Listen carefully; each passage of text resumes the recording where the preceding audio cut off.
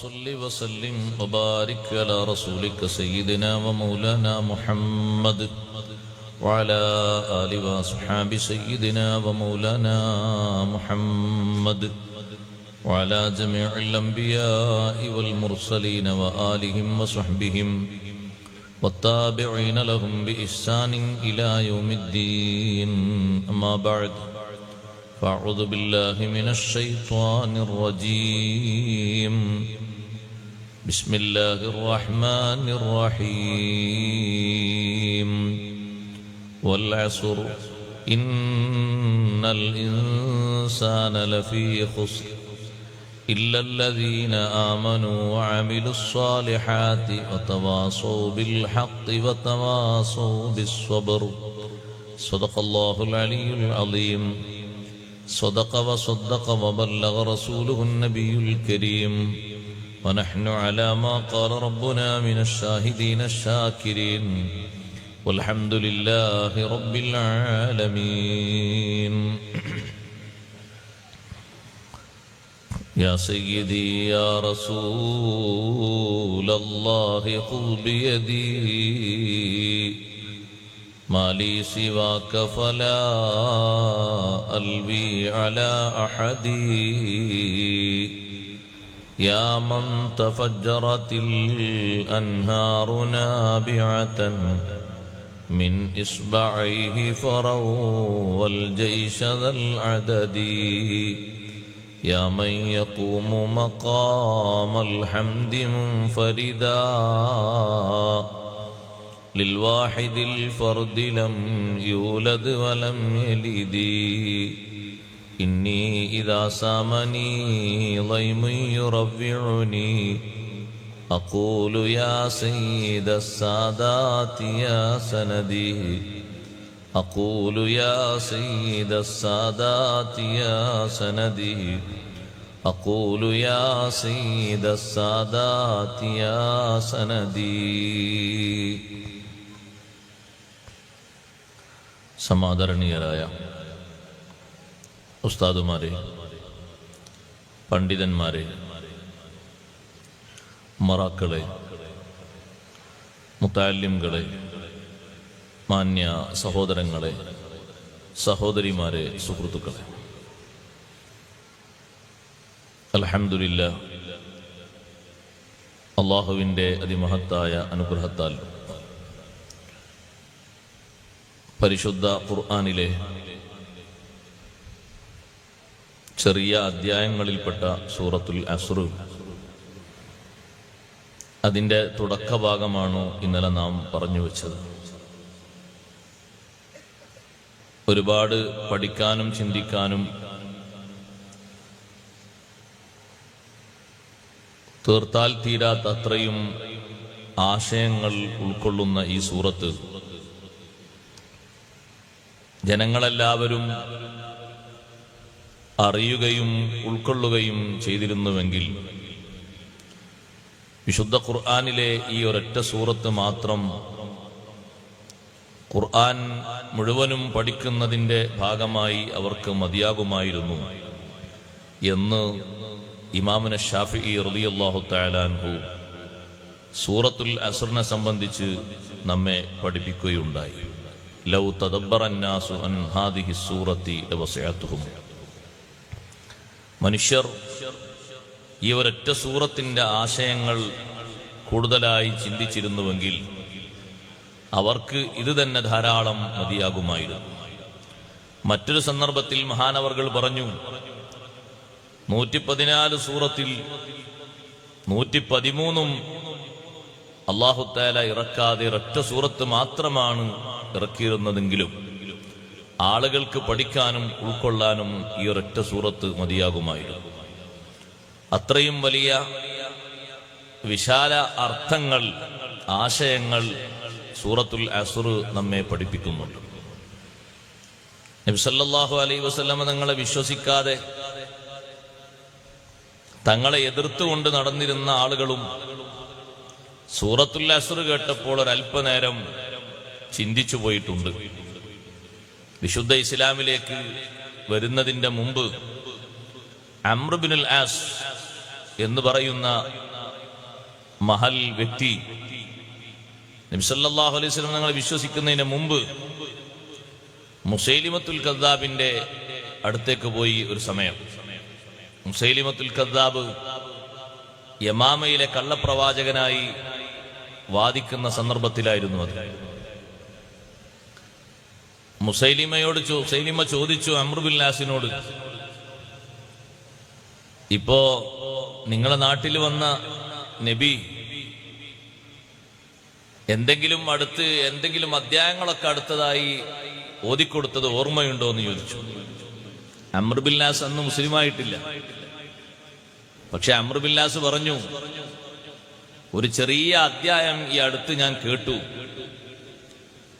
ആ ചെറിയ അധ്യായത്തിൽ ഉൾക്കൊള്ളിച്ച ആശയങ്ങൾ വല്ലാത്ത അത്ഭുതം തന്നെയാണ്. വളരെ ചെറിയ 3 ആയത്തുകൾ ഉൾക്കൊള്ളുന്ന ഒരു സൂറത്താണ്. പക്ഷെ അതിന്റെ സാഹിത്യ ഭംഗിയും അതിൽ ഉൾപ്പെടുത്തിയിരിക്കുന്ന ആശയങ്ങളും അത്ഭുതം തന്നെയാണ്. ഏതാണത്, നീ ഒന്ന് ഓതൂ എന്ന് പറഞ്ഞു. അംർ ബിൻ ആസ് അന്ന് മുസ്ലിമായിട്ടില്ല. പക്ഷേ ഈ വൽ അസ്ർ എന്ന് പറയുന്ന ഈ അധ്യായം അത് ഇറങ്ങിക്കേട്ടപ്പോഴേക്ക് തന്നെ മനുഷ്യരുടെ മനസ്സിൽ വലിയ സ്ഥാനം പിടിച്ചു പോയിട്ടുണ്ട്. അംർ ബിൻ ആസ് വൽ അസ്ർ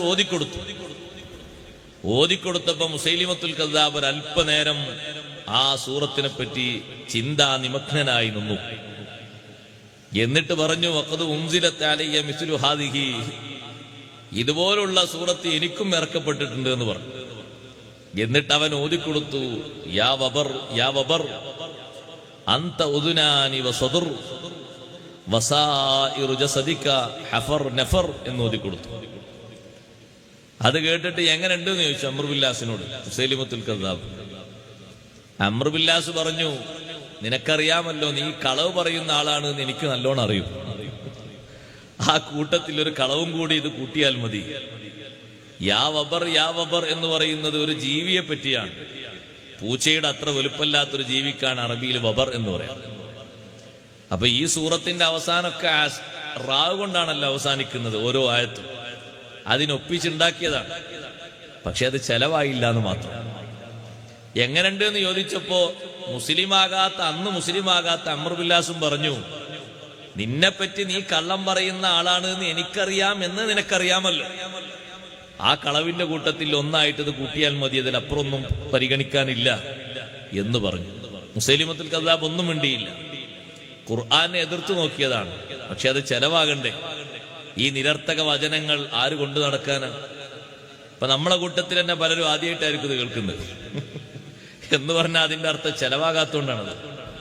നല്ലോണം ചെലവുള്ള ആശയഖനിയുള്ളതാണെങ്കിൽ അത് ലോകത്തെല്ലാ ഭാഗത്തും പ്രചരിക്കുകയും ചെയ്യും. പരിശുദ്ധ ഖുർആനിന്റെ ആശയധാര അങ്ങനെയാണ്. എത്ര വിശദീകരിച്ചാലും തീർക്കാൻ കഴിയില്ല. ഇമാം ബുസീരി റളിയല്ലാഹു അൻഹു പറഞ്ഞതുപോലെ, ലഹാ മആനിൻ കമൗജിൽ ബഹരി ഫീ മദദി വഫൗഖ ജൗഹരിഹി ഫിൽ ഹുസ്നി വൽ ഖിയമി. ആ ആയത്തുകൾക്ക് മആനിൻ, ധാരാളം ആശയങ്ങളുണ്ട്. കമൗജിൽ ബഹരി, സമുദ്രത്തിലെ തിരമാലകൾ പോലെ. അത് തീരുന്നില്ലല്ലോ, ഒന്നിനു പിറകെ ഒന്നായിട്ട് എങ്ങനെ വരില്ലേ? നമ്മൾ സൂറത്തുൽ അസ്ർ ഇന്ന് മുഴുവനായും പഠിപ്പിച്ചു തീർത്തു എന്ന് പറയാൻ ഞാനില്ല. അങ്ങനെ കഴിയില്ല. ചെറിയൊരു ഭാഗം സ്പർശിച്ചു പോകുന്നു എന്ന് മാത്രം. ഇനിയും നാം സ്പർശിക്കാത്ത തഫ്സീറുകൾ ഇന്ന് നിലവിലുള്ള തഫ്സീറുകളിൽ ധാരാളം ഉണ്ട്. അതെല്ലാം കൂടി വെച്ചുകൊണ്ട് സൂറത്തുൽ അസ്ർ പറയുകയാണെങ്കിൽ ഒരുപാട് നമ്മുടെ ഈ കുറഞ്ഞ ബുദ്ധി കൊണ്ട് തന്നെ പറയാം. വലിയ വലിയ ബുദ്ധിമാന്മാരായ മഹാന്മാർ വന്നാലോ അവർക്ക് പിന്നെയും എഴുതാനുണ്ടാകും. അതിനേക്കാളേറെ ബുദ്ധിയുള്ളവർ വന്നാൽ പിന്നെയും പറയാനുണ്ടാകും. പരിശുദ്ധ ഖുർആനിന്റെ ആശയങ്ങൾ അങ്ങനെയാണ്. ഖുർആനിന്റെ ആശയങ്ങളുടെ അതിന്റെ സൗന്ദര്യം, വഫൗഖ ജൗഹരിഹി ഫിൽ ഹുസ്നി വൽ ഖിയമി, സമുദ്രത്തിൽ നിന്ന് ലഭിക്കുന്ന കോടിക്കണക്കിന് വിലയുള്ള മുത്തുരത്നം, അതിനേക്കാളും മേലെയാണ് പരിശുദ്ധ ഖുർആനിന്റെ ആശയങ്ങൾ. ഫിൽ ഹുസ്നി വൽ ഖിയമി, നിലവാരത്തിലും അതിന്റെ സൗന്ദര്യത്തിലും. പരിശുദ്ധ ഖുർആൻ ഏറെ പഠിക്കാനും പകർത്താനും അമൽ ചെയ്യാനും അല്ലാഹു തൗഫീഖ് നൽകുമാറാകട്ടെ. മനുഷ്യർക്ക് വിജയത്തിന്റെ മാർഗങ്ങൾ 4 സൂറത്തുൽ അസ്ർ നമ്മെ പഠിപ്പിച്ചു. അതിൽ ഒന്ന് ഈമാനാണ്. ഇന്നൽ ഇൻസാന ലഫീ ഖുസ്ർ, മനുഷ്യൻ, മാനവകുലം മൊത്തത്തിൽ പരാജയത്തിലാണ്, നഷ്ടത്തിലാണ്.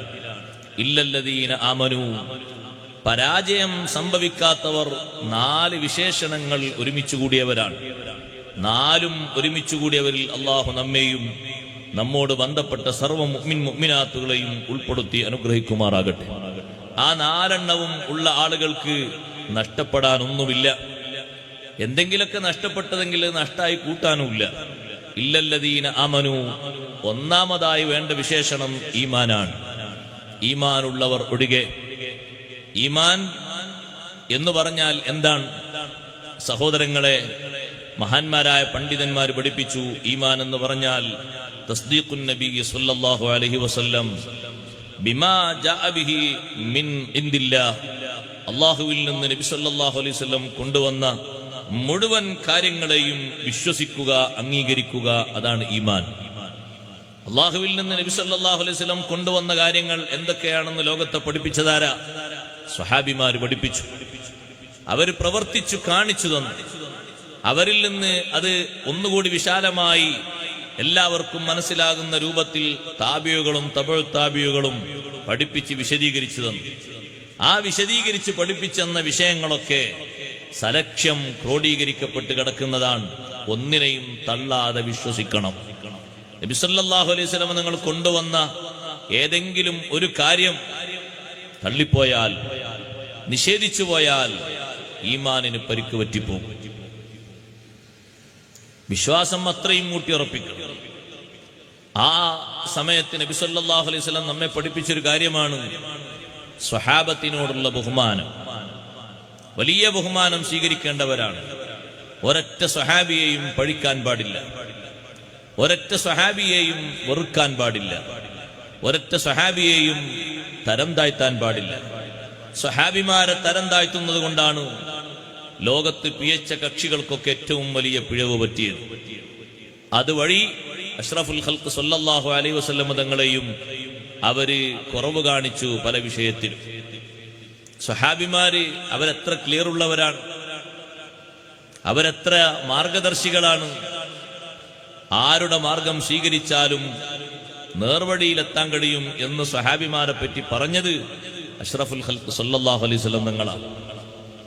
അവരാരെങ്കിലും എതിർത്താൽ, അവരാരെങ്കിലും ലാനത്ത് ചെയ്താൽ, അവർ എതിർക്കുന്നതും ലാനത്ത് ചെയ്യുന്നതും നബി സല്ലല്ലാഹു അലൈഹി വസല്ലം തങ്ങളെയാണ്.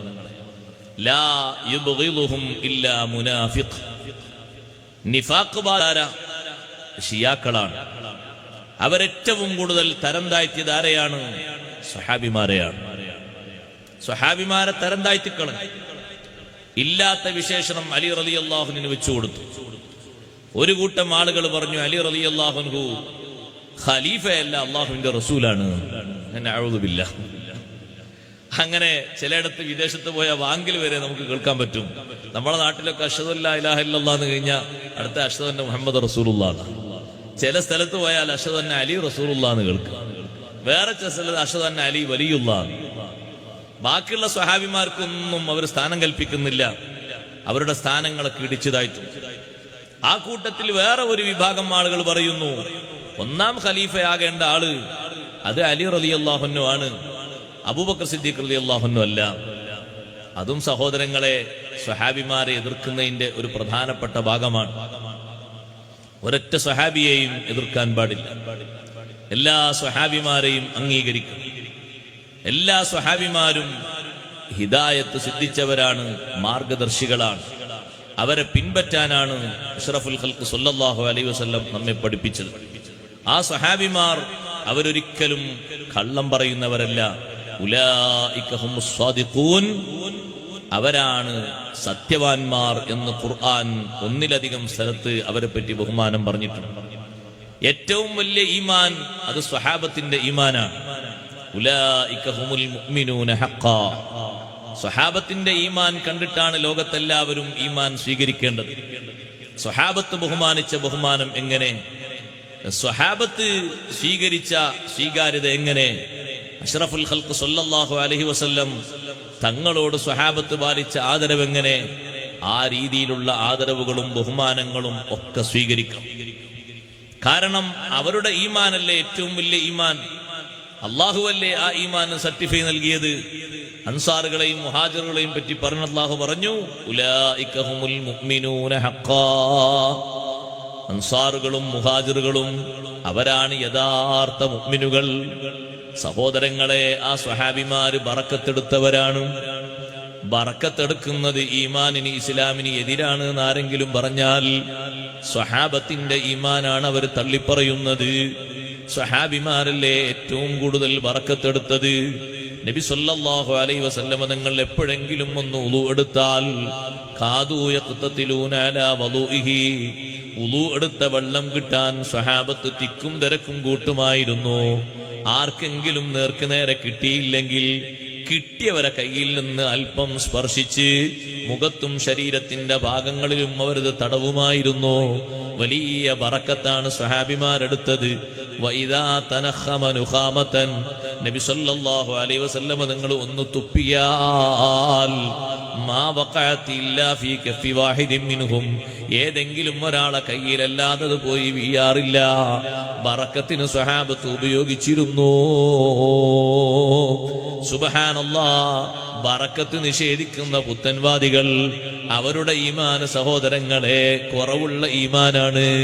ബറക്കത്ത് നന്നായി സ്വീകരിച്ച് പഠിപ്പിച്ച് കാണിച്ചു തന്നവരാണ് സ്വഹാബിമാര്. എന്തിനധികം പറയണം, അഹ്ലുസുന്നത്തി വൽ ജമാഅത്തിന്റെ എല്ലാ വിഷയങ്ങളിലും നമുക്ക് ഇത്തിബാ അഷ്റഫുൽ ഖൽഖ് സല്ലല്ലാഹു അലൈഹി വസല്ലമ തങ്ങൾ വലിയ ഈമാനുള്ളവരെന്ന് ലോകത്ത് പഠിപ്പിച്ച സ്വഹാബിമാരാണ്. അവരുടെ മാർഗമാണ് സ്വീകരിക്കേണ്ടത്. ബിദ്അത്തുകാരവരെ തള്ളിക്കളഞ്ഞവരാണ്. മലയാളത്തിൽ വരെ കേരളത്തിൽ ഇന്നും തിരുത്താതെ എഴുതപ്പെട്ട ഗ്രന്ഥത്തിലുണ്ട്, കേരളത്തിലെ മൗലിയാക്കന്മാര് ദീനിൽ തെളിവല്ലാത്തതുപോലെ സ്വഹാബത്ത് ദീനിൽ തെളിവല്ല എന്ന് മലയാളത്തിൽ എഴുതി വെച്ചത് ഇന്നും തിരുത്താതെ അങ്ങനെ തന്നെയുണ്ട്. നഊദു ബില്ലാഹ്. പിന്നെ ആരെയാണ് തെളിവ്? നിങ്ങൾ കണ്ടില്ലേ, കാണാതായി പോയൊരു മൗലവി. അയാൾക്ക് ഏറ്റവും വലിയ വെറുപ്പാരോടായിരുന്നു? സയ്യിദുന അബൂ ഹുറൈറ. അബൂ ഹുറൈറ റളിയല്ലാഹു അൻഹു അയാളെ വല്ലതും ചെയ്തിട്ടുണ്ടോ? ഇല്ല. അബൂ ഹുറൈറ റളിയല്ലാഹു അൻഹുവിനെ അംഗീകരിച്ചാൽ അഹ്ലുസുന്നത്തി വൽ ജമാഅത്തിന്റെ മുഴുവൻ ആശയങ്ങളെയും അംഗീകരിക്കേണ്ടി വരും. അതിന് ആദ്യം തന്നെ അബൂ ഹുറൈറ റളിയല്ലാഹു അൻഹുവിനെ വ്യാജനാക്കി ചിത്രീകരിച്ചു. അബൂ ഹുറൈറ റളിയല്ലാഹു അൻഹു വലിയ ഇൽമു കൊണ്ട് അല്ലാഹുവിന്റെ ഹബീബ് അനുഗ്രഹിച്ച മഹാനല്ലേ. ചെറിയ ഇൽമല്ലല്ലോ അബൂ ഹുറൈറ റളിയല്ലാഹു അൻഹു അല്ലാഹു നൽകിയത്. വലിയ ഇൽമല്ലേ കുറഞ്ഞ കാലം കൊണ്ട് നൽകിയത്. സ്വഹാബിമാരെ കൂട്ടത്തിൽ കുറഞ്ഞ കാലമാണ് അബൂ ഹുറൈറ റളിയല്ലാഹു അൻഹു നബി തങ്ങളുടെ ശിഷ്യനായത്. പക്ഷേ പലർക്കും കിട്ടുന്ന ഇൽമിനേക്കാൾ അധികം അബൂ ഹുറൈറ റളിയല്ലാഹു അൻഹുവിനെ അല്ലാഹു നൽകിയിട്ടുണ്ട്. അതിന് കാരണം അബൂ ഹുറൈറ റളിയല്ലാഹു അൻഹു പറഞ്ഞിട്ടുണ്ട്, നിങ്ങൾ പകൽ സമയത്ത് ജോലിക്ക് പോകുമ്പോ, നിങ്ങൾ വീട്ടിൽ വിശ്രമിക്കുമ്പോ, രാത്രി വീട്ടിൽ വിശ്രമിക്കുമ്പോ, ഞാൻ എന്റെ ഊണിലും മുറക്കിലും യാത്രയിലും രാത്രിയിലും പകലിലും എല്ലാ സമയത്തും ഞാൻ കൂടെ നടന്നിരുന്നത് മുഹമ്മദുർ റസൂലുള്ളാഹി സ്വല്ലല്ലാഹു അലൈഹി വസല്ലം തങ്ങളോടൊപ്പമാണ്. ഞാൻ തങ്ങളെ കൂടെയുണ്ടാകുമ്പോ നിങ്ങളിൽ പലരെയും കാണാറില്ല. പലരും ജമാഅത്തിന്റെ സമയത്താണ് എത്താറുള്ളത്. ചിലര് സുബീന്റെ സമയത്ത് എത്തിയിട്ട് ദർസിൽ പങ്കെടുക്കും. ചിലര് മഗ്രിബിന്റെ സമയത്ത് എത്തിയിട്ട് ഇശായിനും കൂടെ ഇരുന്ന് കുറച്ച് ദർസ് കേൾക്കും. ഞാനങ്ങനെയല്ല. 24 മണിക്കൂർ എന്ന വിധം നബി സല്ലല്ലാഹു അലൈഹി വസല്ലം തങ്ങളെ കൂടെ നാട്ടിലും യാത്രയിലും തങ്ങൾ എവിടെങ്കിലും വിശ്രമിക്കുമ്പോഴും ഞാൻ കൂടെയുണ്ട്. അതുകൊണ്ട് തന്നെ റബ്ബ് സുബ്ഹാനഹു വ തആല എനിക്ക് ധാരാളം ഇൽമു നൽകി അനുഗ്രഹിച്ചിട്ടുണ്ട്.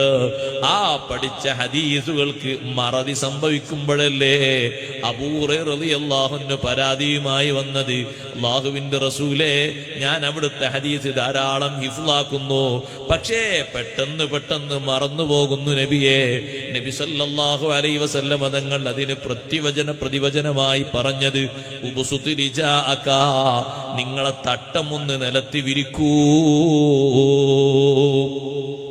അബൂ ഹുറൈറ റളിയല്ലാഹു അൻഹു തലയിലിടുന്ന മുണ്ട്, തട്ടം തോളും തലയും മറക്കുന്ന തട്ടമില്ലേ, അതങ്ങ് വിരിച്ചു കൊടുത്തപ്പോ തങ്ങൾ അതിലേക്ക് 2 കൈയും കൂട്ടിയിട്ട് ഇങ്ങനെ വാരിയിടുന്നത് ഞാൻ കണ്ടു. എന്നിട്ട് എന്നോട് പറഞ്ഞു, അത് നിങ്ങളെ നെഞ്ചിലേക്കൊന്ന് ചേർത്ത് വെക്കൂ. ആ വാരിയിട്ട ആ മുണ്ട്, ആ തട്ടം ഞാൻ എന്റെ നെഞ്ചിന്റെ ഭാഗത്തേക്ക് ചേർത്ത് പിടിച്ചു. ഫമാനസീതു ഹദീസം ബഅദഹു. അതിനുശേഷം പിന്നൊരൊറ്റ ഹദീസും ഞാൻ മറന്നിട്ടേ ഇല്ല. അത്രയും വലിയ ഇൽമിന്റെ ബഹറായ അബൂ ഹുറൈറ റളിയല്ലാഹു അൻഹു തന്നെയല്ലേ മദീനത്തെ പള്ളിയിൽ ദർസ് നടത്താൻ സ്വഹാബിമാര് ഐക്യകണ്ഠേന തങ്ങൾക്ക് ശേഷം ചുമതലപ്പെടുത്തിയത്. മഹാനവർകൾക്കല്ലേ ഒരുപാട് ശിഷ്യന്മാരെ അള്ളാഹു നൽകിയത്. സഹോദരങ്ങളെ, ഈ അബൂ ഹുറൈറ റളിയല്ലാഹു അൻഹുവിനെ കാണാതായി പോയ മൗലവി പറ്റേ തള്ളിക്കളഞ്ഞു. സ്വീകരിക്കാൻ പാടില്ലെന്ന് വരെ എഴുതിക്കളഞ്ഞു. സ്വഹാബിമാരെ തള്ളിപ്പറയാൻ പാടില്ല. അവരെ ഈമാനും അവരെ ഇഖ്ലാസും അവരെ അമലും, അത്ര മുന്തിയ ഈമാനും ഇഖ്ലാസും അമലും ലോകത്ത് ഈ ഉമ്മത്തില് മറ്റാർക്കെങ്കിലും ഉണ്ടോ? ലോകത്ത് വേറെ ആർക്കും ഇല്ല. ഏറ്റവും വലിയ മഹത്വം അല്ലാഹു തആല അവർക്ക് നൽകിയിട്ടുണ്ട്.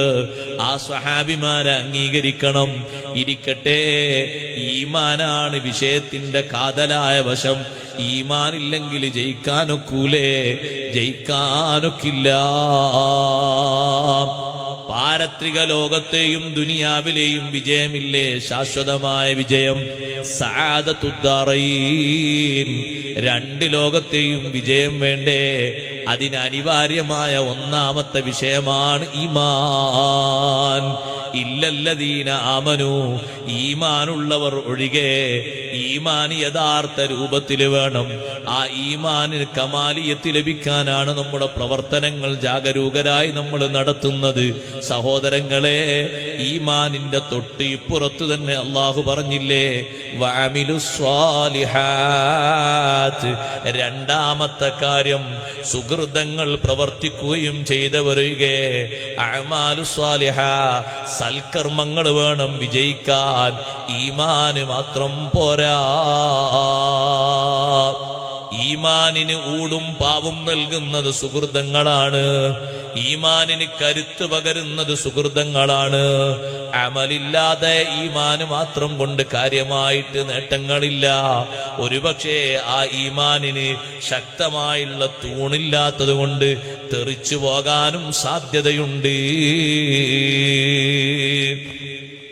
സുഹൃതങ്ങൾ വേണം.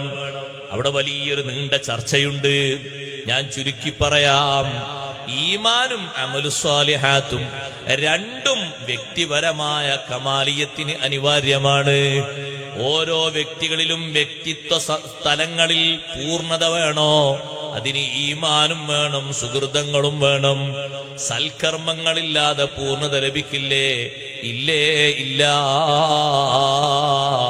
കണ്ടില്ലേ നിങ്ങൾ? അതും പറയുന്ന കുറെ കൂട്ടക്കാരുണ്ട്. ഈമാന് മതി, ഈമാന് നല്ലോണം ഉണ്ടായാ മതി. നിസ്കരിച്ചോണമെന്നില്ല, നോമ്പ് നോറ്റോണമെന്നില്ല, ഹജ്ജ് ചെയ്തോണമെന്നില്ല. അതൊക്കെ സമൂഹത്തിലെ ആളുകളെ പിടിച്ചു നിർത്താൻ വേണ്ടി വലിയക്കന്മാര് പറയുന്ന ഓരോ വിടുവായിത്തങ്ങളാണ്. നഊദു ബില്ലാഹ്. അല്ല കേട്ടോ, വിജയിക്കുന്ന വിഷയങ്ങൾ പറഞ്ഞിടത്ത് മുഴുവനും ഈമാന് മാത്രമായിട്ട് അല്ലാഹു പറഞ്ഞിട്ടില്ല. അൽ കഹ്ഫ് സൂറത്തു അജ്റമൻ അഹ്സന അമലാ ഇന്നല്ലദീന ആമനൂ വഅമിലുസ് സ്വാലിഹാത്തി കാനത് ലഹും ജന്നാത്തുൽ ഫിർദൗസി നുസുലാ. സ്വർഗത്തിൽ പോകുന്ന ആളുകളെ പറ്റി പറഞ്ഞിടത്തൊക്കെ ഈമാനിനോട് ചേർത്ത് അല്ലാഹു തആല അമലുകളും പറഞ്ഞിട്ടുണ്ട്. വിജയിക്കണമോ? ഈമാന് മാത്രം പോരാ, സുഹൃതങ്ങളും വേണം, സൽക്കർമ്മങ്ങളും വേണം. സുഹൃതങ്ങൾ ധാരാളമായി നിർവഹിക്കേണ്ടതുണ്ട്. സഹോദരങ്ങളെ, ഏതെല്ലാം സുഹൃതങ്ങളുണ്ടോ ആ സുഹൃതങ്ങളിലൊക്കെ ഒരു വിശ്വാസിക്ക് പങ്ക് വേണം. ആ സുഹൃതങ്ങൾ എന്തിനാ ചെയ്യുന്നത്? അത് ഈമാനിന്റെ പൂർണ്ണതക്ക് സുഹൃതങ്ങൾ അനിവാര്യമാണ്. നബി സല്ലല്ലാഹു അലൈഹി വസല്ലം പറഞ്ഞില്ലേ, കമാലുൽ ഈമാൻ ഒരു മനുഷ്യന് ലഭിക്കുന്നത് 4 കാര്യങ്ങൾ അയാളിൽ പൂർണ്ണ രൂപത്തിലുണ്ടാകുമ്പോഴാണ്. ഏതാ 4 എണ്ണം? ഇദാ അഹബ്ബ ലില്ലാ വഅബ്ഗള ലില്ലാ വഅതാ ലില്ലാ വമനഅ ലില്ലാ ഫഖദ് ഇസ്തക്മലൽ ഈമാൻ. ഏതൊരാളെ സ്നേഹിക്കുന്നുണ്ടോ ആ സ്നേഹിക്കുന്നതിലില്ലാഹി അള്ളാഹുവിന് വേണ്ടി സ്നേഹിക്കുകയാണെങ്കിൽ, ഇഷ്ടപ്പെടുന്നത് അള്ളാഹുവിന് വേണ്ടിയാണെങ്കിൽ, വെറുക്കുന്നത് അള്ളാഹുവിന് വേണ്ടിയാണെങ്കിൽ, കൊടുക്കുന്നത് അള്ളാഹുവിന് വേണ്ടിയാണെങ്കിൽ, കൊടുക്കാതിരിക്കുന്നത് അള്ളാഹുവിന് വേണ്ടിയാണെങ്കിൽ, 4 സംഗതികളും ലില്ലാ അള്ളാഹുവിന് വേണ്ടിയാണോ, ഫഖദ് ഇസ്തക്മലൽ ഈമാൻ, ഈമാനെ പൂർണ്ണമാക്കി. 4 കാര്യങ്ങളും അള്ളാഹുവിന് വേണ്ടി പൂർണ്ണമാക്കുന്ന ഒരാള്, സഹോദരങ്ങളെ, അത് ചെറുതല്ല. അള്ളാഹുവിന് വേണ്ടി മഹബത്ത് വെക്കുന്ന ആൾക്ക് ഒരുപക്ഷെ ദുനിയാവിൽ സുഖങ്ങളൊക്കെ ഒരുപാട് കൈവയ്ക്കേണ്ടി വരും, വിഷമങ്ങൾ തരണം ചെയ്യേണ്ടി വരും. മഹബത്ത് അള്ളാഹുവിന് വേണ്ടിയല്ലേ. ദുനിയാവിന്റെ പല സംഗതികളും അയാൾക്ക് സങ്കുചിതമായി തോന്നും. കാരണം അയാൾ മഹബത്ത് വെക്കുന്നത് ആർക്ക് വേണ്ടിയാണ്? ലില്ലാഹി, അള്ളാഹുവിന് വേണ്ടിയാണ്. സുഖങ്ങളും സൗകര്യങ്ങളൊക്കെ കുറഞ്ഞെന്ന് വരും. കുറഞ്ഞാലും മഹബത്തിന് കുറവുണ്ടാകാൻ പാടില്ല, സ്നേഹത്തിന് ഹുബ്ബിന് കുറവുണ്ടാകാൻ പാടില്ല, അതിന് ഇളക്കം സംഭവിക്കാൻ പാടില്ല. മാറ്റം സംഭവിക്കുമോ? സംഭവിക്കാം. ദുന്യാവിന്റെ ചാബല്യങ്ങളിൽ പെട്ടുപോകരുത്. അപ്പൊ നമ്മുടെ മഹബത്ത് കുറഞ്ഞു പോകും, യഥാർത്ഥത്തിലേക്കുള്ള ഹുബ്ബാകൂല. യഥാർത്ഥത്തിലുള്ള ഹുബ്ബാണോ ആ ഹുബ്ബിന്റെ അടിസ്ഥാന വിഷയം ലില്ലാഹി, അള്ളാഹുവിന് വേണ്ടി. അള്ളാഹുവിന് വേണ്ടിയാണ് മഹബത്ത് എന്നെങ്ങനെ മനസ്സിലായി? മറ്റാരെങ്കിലും കണ്ടാൽ വലിയ പ്രയാസമാണ് അനുഭവിക്കുന്നതെന്ന് ആളുകൾക്ക് തോന്നും, പക്ഷെ അയാൾക്ക് തോന്നൂല. ഞാൻ അള്ളാഹു തആലാക്ക് വേണ്ടി സഹിക്കാന്ന് അയാൾ പറയുള്ളൂ. ഒരു പ്രയാസം ഉണ്ടോ ചോദിച്ചാൽ പ്രയാസമില്ല എന്ന് പറയും, സഹിക്കും, സഹിച്ചു പിടിക്കും. എത്ര ബഹിഷ്കരണമാണ് അയാൾക്ക് വന്നതെങ്കിലും ദീന് വിട്ടുപോകൂല. നിങ്ങൾ കണ്ടില്ലേ ബഹുമാനപ്പെട്ട കഅബ് ബിൻ മാലിക് റളിയല്ലാഹു അൻഹു, യുവത്വത്തിന്റെ നല്ല പ്രസരിപ്പിലാണ് മഹാനവറുകൾക്ക് ഒരു ബഹിഷ്കരണം വന്നത്. ആരാ ബഹിഷ്കരണം നടപ്പിലാക്കിയത്? അഷ്റഫുൽ ഖൽഖ് റസൂലുള്ളാഹി സ്വല്ലല്ലാഹു അലൈഹി വസല്ലം. തബൂക്ക് യുദ്ധത്തിൽ തബൂക്കിൽ പങ്കെടുക്കാത്തതിന്റെ പേരിൽ വന്ന ബഹിഷ്കരണമാണ്. നല്ല യുവത്വമുള്ള, നല്ല പ്രസരിപ്പുള്ള, ആരോഗ്യവാനായ മഹാനാണ് കഅബ് ബിൻ മാലിക് റളിയല്ലാഹു അൻഹു. പോകണം എന്ന് ഉദ്ദേശിച്ചു, പക്ഷേ പോയില്ല. നബി സല്ലല്ലാഹു അലൈഹി വസല്ലം തബൂക്കിൽ നിന്ന് നേരെ മദീന പള്ളിയിൽ വന്നു. തബൂക്കിൽ പോയ ശേഷം, തബൂക്കിൽ കാര്യമായിട്ട് യുദ്ധങ്ങളൊന്നും നടന്നിട്ടില്ല, എന്നാലും പോയത് വിജയം തന്നെയാണ്. വലിയ ചൂടുള്ള കാലത്ത് ഈത്തപ്പഴ മരങ്ങളൊക്കെ നല്ല പഴുത്തു പാകമായി പറിക്കാൻ വേണ്ടി ഒരുങ്ങി നിൽക്കുന്ന സമയ. കഅബ് ബിൻ മാലിക് റളിയല്ലാഹു അൻഹു പോകാൻ വാഹനങ്ങളൊക്കെ ഉണ്ട്, പോകാതിരിക്കാനുള്ള പ്രതിബന്ധങ്ങളൊന്നുമില്ല. പോകാന്ന് കരുതി, പക്ഷെ പോയില്ല. അങ്ങനെ ഉണ്ടാവൂല ചില ആളുകൾ. നമുക്ക് പോകാം, വാഹനം ഉണ്ടല്ലോ, സമയമുണ്ടല്ലോ എന്നൊക്കെ കരുതും, പിന്നെ പോയില്ലാന്ന് വരും. മഹാനവറുകൾ പോയി. നബി സല്ലല്ലാഹു അലൈഹി വസല്ലം ഞങ്ങൾ തിരിച്ചു വന്നപ്പോ ചോദിച്ചു, മദീന പള്ളിയിലെ ആളുകളൊക്കെ ഇങ്ങനെ ഓരോരുത്തരും വന്നിങ്ങനെ കാരണം പറയാണ്. എവിടെ തങ്ങൾ പോയി വന്നാലും പങ്കെടുക്കാത്ത ആളുകൾ ആദ്യം വന്നിട്ട് കാരണം പറയും. ചില ആളുകൾ കാരണം തുടങ്ങുമ്പോഴേക്ക് തങ്ങൾക്കറിയും ഇനി അത് ഫുള്ള് പറയാൻ നിൽക്കണ്ട, എന്നിട്ട് ആ ശരി പോയിക്കോളൂ എന്ന് പറയും. കാരണം ബാക്കി തുടങ്ങുമ്പോ തന്നെ കളവാണെങ്കിൽ ബാക്കി കളവ് കൂടി കേൾക്കണ്ടല്ലോ, പോയിക്കോളൂ എന്ന് പറയും. മുനാഫിക്കുകളായിരിക്കുമല്ലോ അധികവും. അവരോരോ കാരണങ്ങൾ ഇങ്ങനെ ചൂട്ടി പറയും. കഅബ് ബിൻ മാലിക് റളിയല്ലാഹു അൻഹു പള്ളിയിലേക്ക് കയറി വന്നപ്പോൾ നബി സല്ലല്ലാഹു അലൈഹി വസല്ലം ചോദിച്ചു, നിങ്ങൾ എന്തേ വരാതിരുന്നത്? ഒറ്റ ചോദ്യം, നിങ്ങൾ എന്തുകൊണ്ട് പിന്തി? കഅബ് ബിൻ മാലിക് റളിയല്ലാഹു അൻഹു പറഞ്ഞു, അല്ലാഹുവിന്റെ റസൂലേ, തങ്ങളല്ലാത്ത മറ്റൊരു നേതാവിന്റെ മുന്നിലാണ് ഞാൻ ഇരിക്കുന്നതെങ്കിൽ എന്തെങ്കിലൊക്കെ പറഞ്ഞ് ഞാൻ രക്ഷപ്പെടുമായിരുന്നു. വല്ലാഹി ഇന്നി ഉഴ്തീതുൽ ജദൽ, നല്ലോണം തർക്കിക്കാനും പറയാനുള്ള കഴിവെനിക്കുണ്ട്, സംവദിക്കാനുള്ള നല്ല ശക്തിയുണ്ട്. പക്ഷേ ഞാൻ ഇരിക്കുന്നത് തങ്ങളെ മുന്നിലല്ലേ, അതുകൊണ്ട് ഞാനങ്ങ് പറയട്ടെ, മാലീ മിൻ ഉദുർ, ഒരു പ്രതിബന്ധവുമില്ല. വരാതിരിക്കാൻ പല കാരണങ്ങളും പലർക്കും ഉണ്ടാകും. ചിലർക്ക് ഭാര്യയ്ക്ക് അസുഖമായതുണ്ടാകും, ബാപ്പാന്റെ ഉമ്മാന്റെ സമ്മതം കിട്ടാത്തതുണ്ടാകും, ഒട്ടകം ഒട്ടകം പ്രസവിക്കാനായതുണ്ടാകും, മക്കൾ അസുഖബാധിതരുണ്ടാകും, അങ്ങനെ പ്രശ്നങ്ങൾ ശാരീരിക രോഗങ്ങളുള്ളവരുണ്ടാകും. എനിക്ക് ഒരു കാരണവുമില്ല, വെറുതെ വരാ സ്വതഖ. ഇദ്ദേഹം സത്യം പറഞ്ഞിരിക്കുന്നു. ഇതിന് മുമ്പ് പറഞ്ഞതിനെ പറ്റൊന്നും അങ്ങനെ പറഞ്ഞിട്ടില്ല. മുമ്പ് പറഞ്ഞ ആളുകളൊക്കെ പലതും പറഞ്ഞു. പറഞ്ഞവരോടൊക്കെ നബി സല്ലല്ലാഹു അലൈഹി വസല്ലം ശരി ശരി പൊയ്ക്കോളി പൊയ്ക്കോളി പൊയ്ക്കോളി എന്ന് പറഞ്ഞു. കഅബ് ഇബ്നു മാലിക് റളിയല്ലാഹു അൻഹു തുറന്നു പറഞ്ഞു, നബിയെ ഒരു കാരണവുമില്ല. പക്ഷേ തങ്ങൾ വേറൊന്നും കൂടി പറഞ്ഞു, നിങ്ങൾ എഴുന്നേൽക്കൂ, ഹത്താ യഖ്ളിയല്ലാഹു ഫീക്, നിങ്ങളെ വിഷയത്തിൽ അള്ളാഹു തീരുമാനിക്കുന്നത് വരെ. സ്വഹാബത്തിനോട് പറഞ്ഞു, ഒരാളും സലാം പറയാൻ പാടില്ല, സലാം പറഞ്ഞാൽ മടക്കാൻ പാടില്ല, പഴയകാലത്തെ പോലെ സൗഹൃദം പുലർത്താൻ പാടില്ല. അത് ശരി, ബഹിഷ്കരണ നിയമം എന്ന് പറഞ്ഞാൽ കേരളത്തിലെ ഉസ്താദ്മാർ കൊണ്ടുവന്നൊന്നല്ല, അത് ദീനിൽ നേരത്തെ ഉണ്ട്, നേരത്തെ ഉണ്ട് സഹോദരങ്ങളെ. ഈ ഹദീസ് അടിസ്ഥാനമാക്കിയിട്ടാണ് ഇമാം ബുഖാരി തങ്ങളും ഇമാം മുസ്ലിം റഹ്മത്തുള്ളാഹി അലൈഹിയും ലക്ഷ്യം പിടിച്ചത്. അല്ലാ യുസല്ലിമ അലൽ മുബ്തദിഇ, ഒരൊറ്റ ബിദ്അത്തുകാരനും സലാം പറയരുത്. വലാ യറുദ്ദു സലാമ മിൻഹും, അവരിൽ നിന്ന് സലാം മടക്കരുത്. കാരണം അവർ ദീനിൽ ഇല്ലാത്തത് കൂട്ടിയവരും ഉള്ളത് വെട്ടിച്ചുരുക്കിയവരുമാണ്.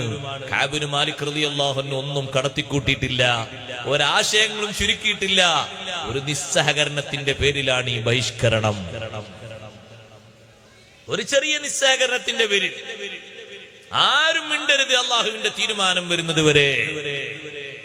കഅബ് ഇബ്നു മാലിക് റളിയല്ലാഹു അൻഹു ആ പള്ളിയുടെ നടുത്തളത്തിൽ നിന്ന് പുറം ഭാഗത്തേക്ക് നീങ്ങി.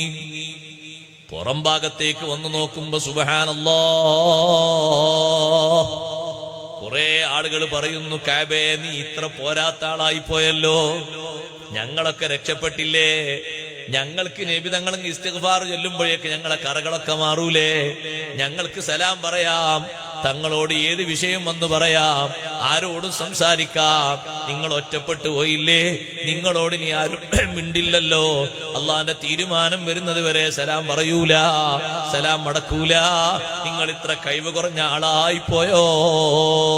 കഅബ് ഇബ്നു മാലിക് റളിയല്ലാഹു അൻഹു പറയാണ്, അവരുടെ പറച്ചിൽ കേട്ടിട്ട് എനിക്ക് തോന്നിപ്പോയി, രണ്ടാമതും പോയിട്ട് തിരിച്ചു പറഞ്ഞാലോ, പറഞ്ഞത് മടക്കി പറഞ്ഞാലോ തോന്നിപ്പോയി. ഞാൻ ചോദിച്ചു, എന്നെ പോലെ പറഞ്ഞ ആരെങ്കിലും കൂട്ടത്തിലുണ്ടോ? രണ്ട് സ്വഹാബിമാരെ അവരെനിക്ക് ചൂണ്ടിക്കാണിച്ചു തന്നു. ഹിലാൽ ഇബ്നു ഉമയ്യത്തുൽ വാഖിഫി റളിയല്ലാഹു അൻഹു, മുറാറത്ത് ഇബ്നു റബീഉൽ ഹൈതമി റളിയല്ലാഹു അൻഹു, രണ്ടുപേരും ഞാൻ നോക്കുമ്പോ പ്രായമുള്ള സ്വഹാബിമാരാണ്, അവര് വയസ്സ് കൂടിയവരാണ്, ഞാനോ ചെറുപ്പക്കാരനാണ്. നിങ്ങൾ മൂന്നാൾക്കാണ് ബഹിഷ്കരണം കിട്ടിയത്. സഹോദരങ്ങളെ, അള്ളാഹുവിൽ നിന്ന് തീരുമാനം വരണം. അപ്പൊ നമ്മൾ മനസ്സിലാക്കണം, മദീനത്ത് ജീവിക്കുന്ന ഒരു ജീവിതം ആലോചിച്ച് നോക്ക്. നിങ്ങളെ ഈ മഹല്ലത്തിന്റെ പരിധിയിൽ ഒരൊറ്റ കുട്ടിയും സലാം പറഞ്ഞിട്ട് മടക്കാതെ, ആരും ഇങ്ങോട്ട് സലാം പറയാതെ എത്ര ദിവസം ഈ നാട്ടിൽ നിൽക്കും? അള്ളാഹുവിന്റെ തീരുമാനം വരുന്നത് വരെ തൗബയിലാണ് ഈ മൂന്ന് മഹാന്മാരും. കാരണം അവർ നബി സല്ലല്ലാഹു അലൈഹി വസല്ലം തങ്ങളെ മഹബ്ബത്ത് വെക്കുന്നത് ലില്ലാഹ്, അള്ളാഹുവിന് വേണ്ടിയാണ്. അവിടുത്തെ തീരുമാനമല്ലേ ഇത്. ആ തീരുമാനത്തിൽ അവർക്ക് യാതൊരു വിഷമവുമില്ല. അള്ളാഹുവിലേക്ക് മനസ്സ് തിരിച്ചുകൊണ്ട് തൗബ ചെയ്യുന്നു. പിന്നെയും തീരുമാനം വരുന്നുണ്ട്. 20 ദിവസമാകുമ്പോ അടുത്തൊരു കർശന തീരുമാനം വരുന്നു. 3 പേരെ വീട്ടിലെ ഭാര്യമാരോടും അവരവരെ വീടുകളിലേക്ക് പോകാൻ പറയൂ. നബി സല്ലല്ലാഹു അലൈഹി വസല്ലം തങ്ങളെ ഉത്തരവാണ്. 3 സ്വഹാബിമാരും അവരവരെ വീട്ടില് ഒറ്റക്ക് താമസിക്കട്ടെ. കഅബ് റളിയല്ലാഹു അൻഹു പറഞ്ഞു, ഞാൻ മദീന നഗരത്തിലേക്കൊന്നിറങ്ങി. വലാഖത്ത് അലയ്യൽ അർളു ബിമാ റഹബത്ത്, വിശാലമായ മദീന, ഏറ്റവും ഇഷ്ടമുള്ള മദീന എന്റെ മനസ്സിൽ ഇടുങ്ങിപ്പോയി. എപ്പോഴും എന്നോട് ചെങ്ങാത്തം കെട്ടിയിരുന്ന എന്റെ എളാപ്പയുടെ മകൻ, ഞാൻ അദ്ദേഹത്തെ കണ്ടപ്പോ ഒരു മതിലിനോട് മറഞ്ഞു നിന്നുകൊണ്ട് ഞാൻ സലാം പറഞ്ഞു. അപ്പോൾ എളാപ്പയുടെ മകൻ പറഞ്ഞു, നിന്റെ ശബ്ദം എനിക്കറിയാം, മറുപടി പറയാൻ പറ്റൂല. ഞങ്ങൾ ഒരുമിച്ചാണ് പള്ളിയിലേക്ക് പോകാറുള്ളത്, ഒരുമിച്ചാണ് ജോലിക്കും പോകാറുള്ളത്, എല്ലാ ഹൈറായ സംഗതികൾക്കും ഒരുമിച്ചാണ് ഉണ്ടാകാറുള്ളത്. പക്ഷേ അള്ളാഹുവിന്റെ റസൂലിന്റെ തീരുമാനമല്ലേ, അള്ളാഹുവിന് വേണ്ടി സഹിക്കുക തന്നെ. ഭാര്യമാരോട് വീട്ടിൽ പോകാൻ പറഞ്ഞപ്പോ നേരത്തെ പറഞ്ഞ 2 പ്രായമുള്ള സഹാബിമാരെ ഭാര്യമാര് വന്നിട്ട് പറഞ്ഞു, അല്ലാഹുവിന്റെ റസൂലേ, ഞങ്ങളെ ഭർത്താക്കന്മാർക്ക് പാചകം ചെയ്യാൻ അറിയില്ല, പ്രായം കൂടുതലുള്ളവരാണ്, സ്വന്തമായി ഡ്രസ്സ് അലക്കാൻ കഴിയില്ല, ഞങ്ങളവർക്ക് ഖിദ്മത്ത് ചെയ്യുന്നതിന് കുഴപ്പമുണ്ടോ? ഉണ്ടെന്ന് തങ്ങൾ പറഞ്ഞാൽ ഞങ്ങൾ ഞങ്ങളെ വീട്ടിൽ പോകാം.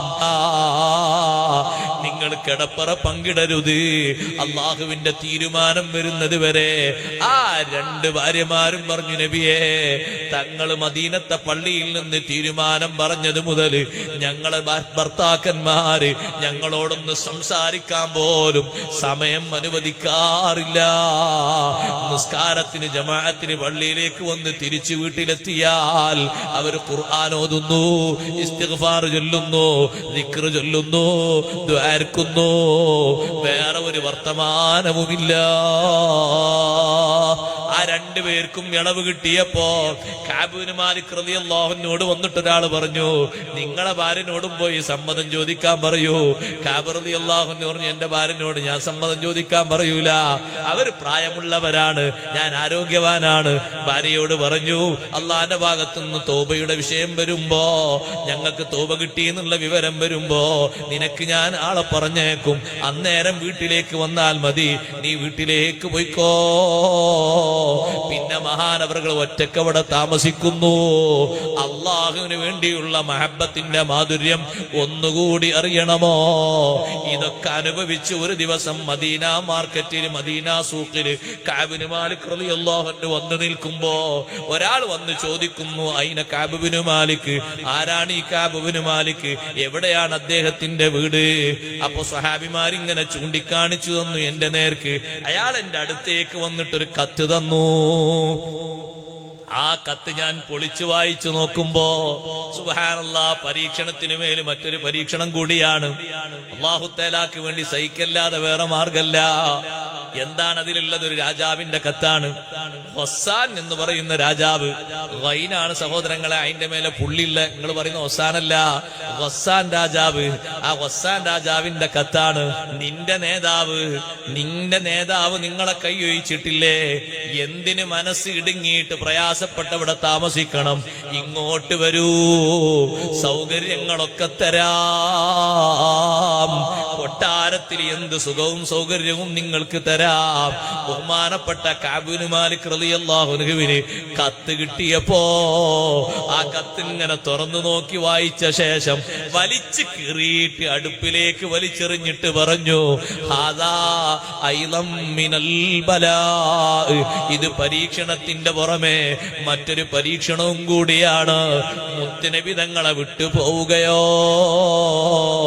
മദീന വിട്ട് വേറൊരു നാട് ഇഷ്ടം വെച്ച് പോവുകയോ എന്നെ കൊണ്ട് സാധ്യമേ അല്ല. ഈ പരീക്ഷണങ്ങളൊക്കെ വന്നിട്ടും സഹോദരങ്ങളെ, മഹബത്തിനൊരംശം കുറവില്ല, അംഗീകാരത്തിന് കുറവില്ല, തീരുമാനത്തിന് മാറ്റമില്ല. 50 ദിവസമായപ്പോഴാണ് സുബ്ഹി നിസ്കാരം കഴിഞ്ഞിട്ട് സ്വഹാബത്ത് സദസ്സിലിരിക്കുമ്പോ പള്ളിയുടെ പുറത്ത് വന്ന് ഉയർന്ന സ്ഥലത്ത് വന്നുകൊണ്ട് ഒരാൾ വിളിച്ചു പറയുന്നു, അബ്ശിർ യാ കഅബ് ഇബ്നു മാലിക്, അബ്ശിർ യാ കഅബ് ഇബ്നു മാലിക്, കഅബ് ഇബ്നു മാലികേ സന്തോഷിച്ചോ. കഅബ് റളിയല്ലാഹു അൻഹു പറയാണ്, ചെരുപ്പിടാൻ ഞാൻ മറന്നുപോയി, സന്തോഷം കൊണ്ട് ഞാൻ വീട് വിട്ട് ഇറങ്ങി ഓടിപ്പോയി. മദീന പള്ളിയിൽ ചെല്ലുമ്പോൾ സ്വഹാബത്ത് എന്നെ നോക്കി സന്തോഷം പറയുന്നു, പലരും എന്നോട് സന്തോഷത്തോടെ സംസാരിക്കുന്നു. ഞാനങ്ങ് നേരെ ചെന്ന് നബി സല്ലല്ലാഹു അലൈഹി വസല്ലം തങ്ങളെ മുന്നിലിരുന്നു, മുട്ടോട് മുട്ട് ചേർന്നിരുന്നിട്ട് ചോദിച്ചു, അല്ലാഹുവിന്റെ റസൂലേ, ഹാദാ മിൻ ഇൻദില്ലാഹ്, അല്ലാഹുവിൽ നിന്നുള്ള തീരുമാനമാണോ അതല്ല തങ്ങളിൽ നിന്നുള്ള തീരുമാനമാണോ?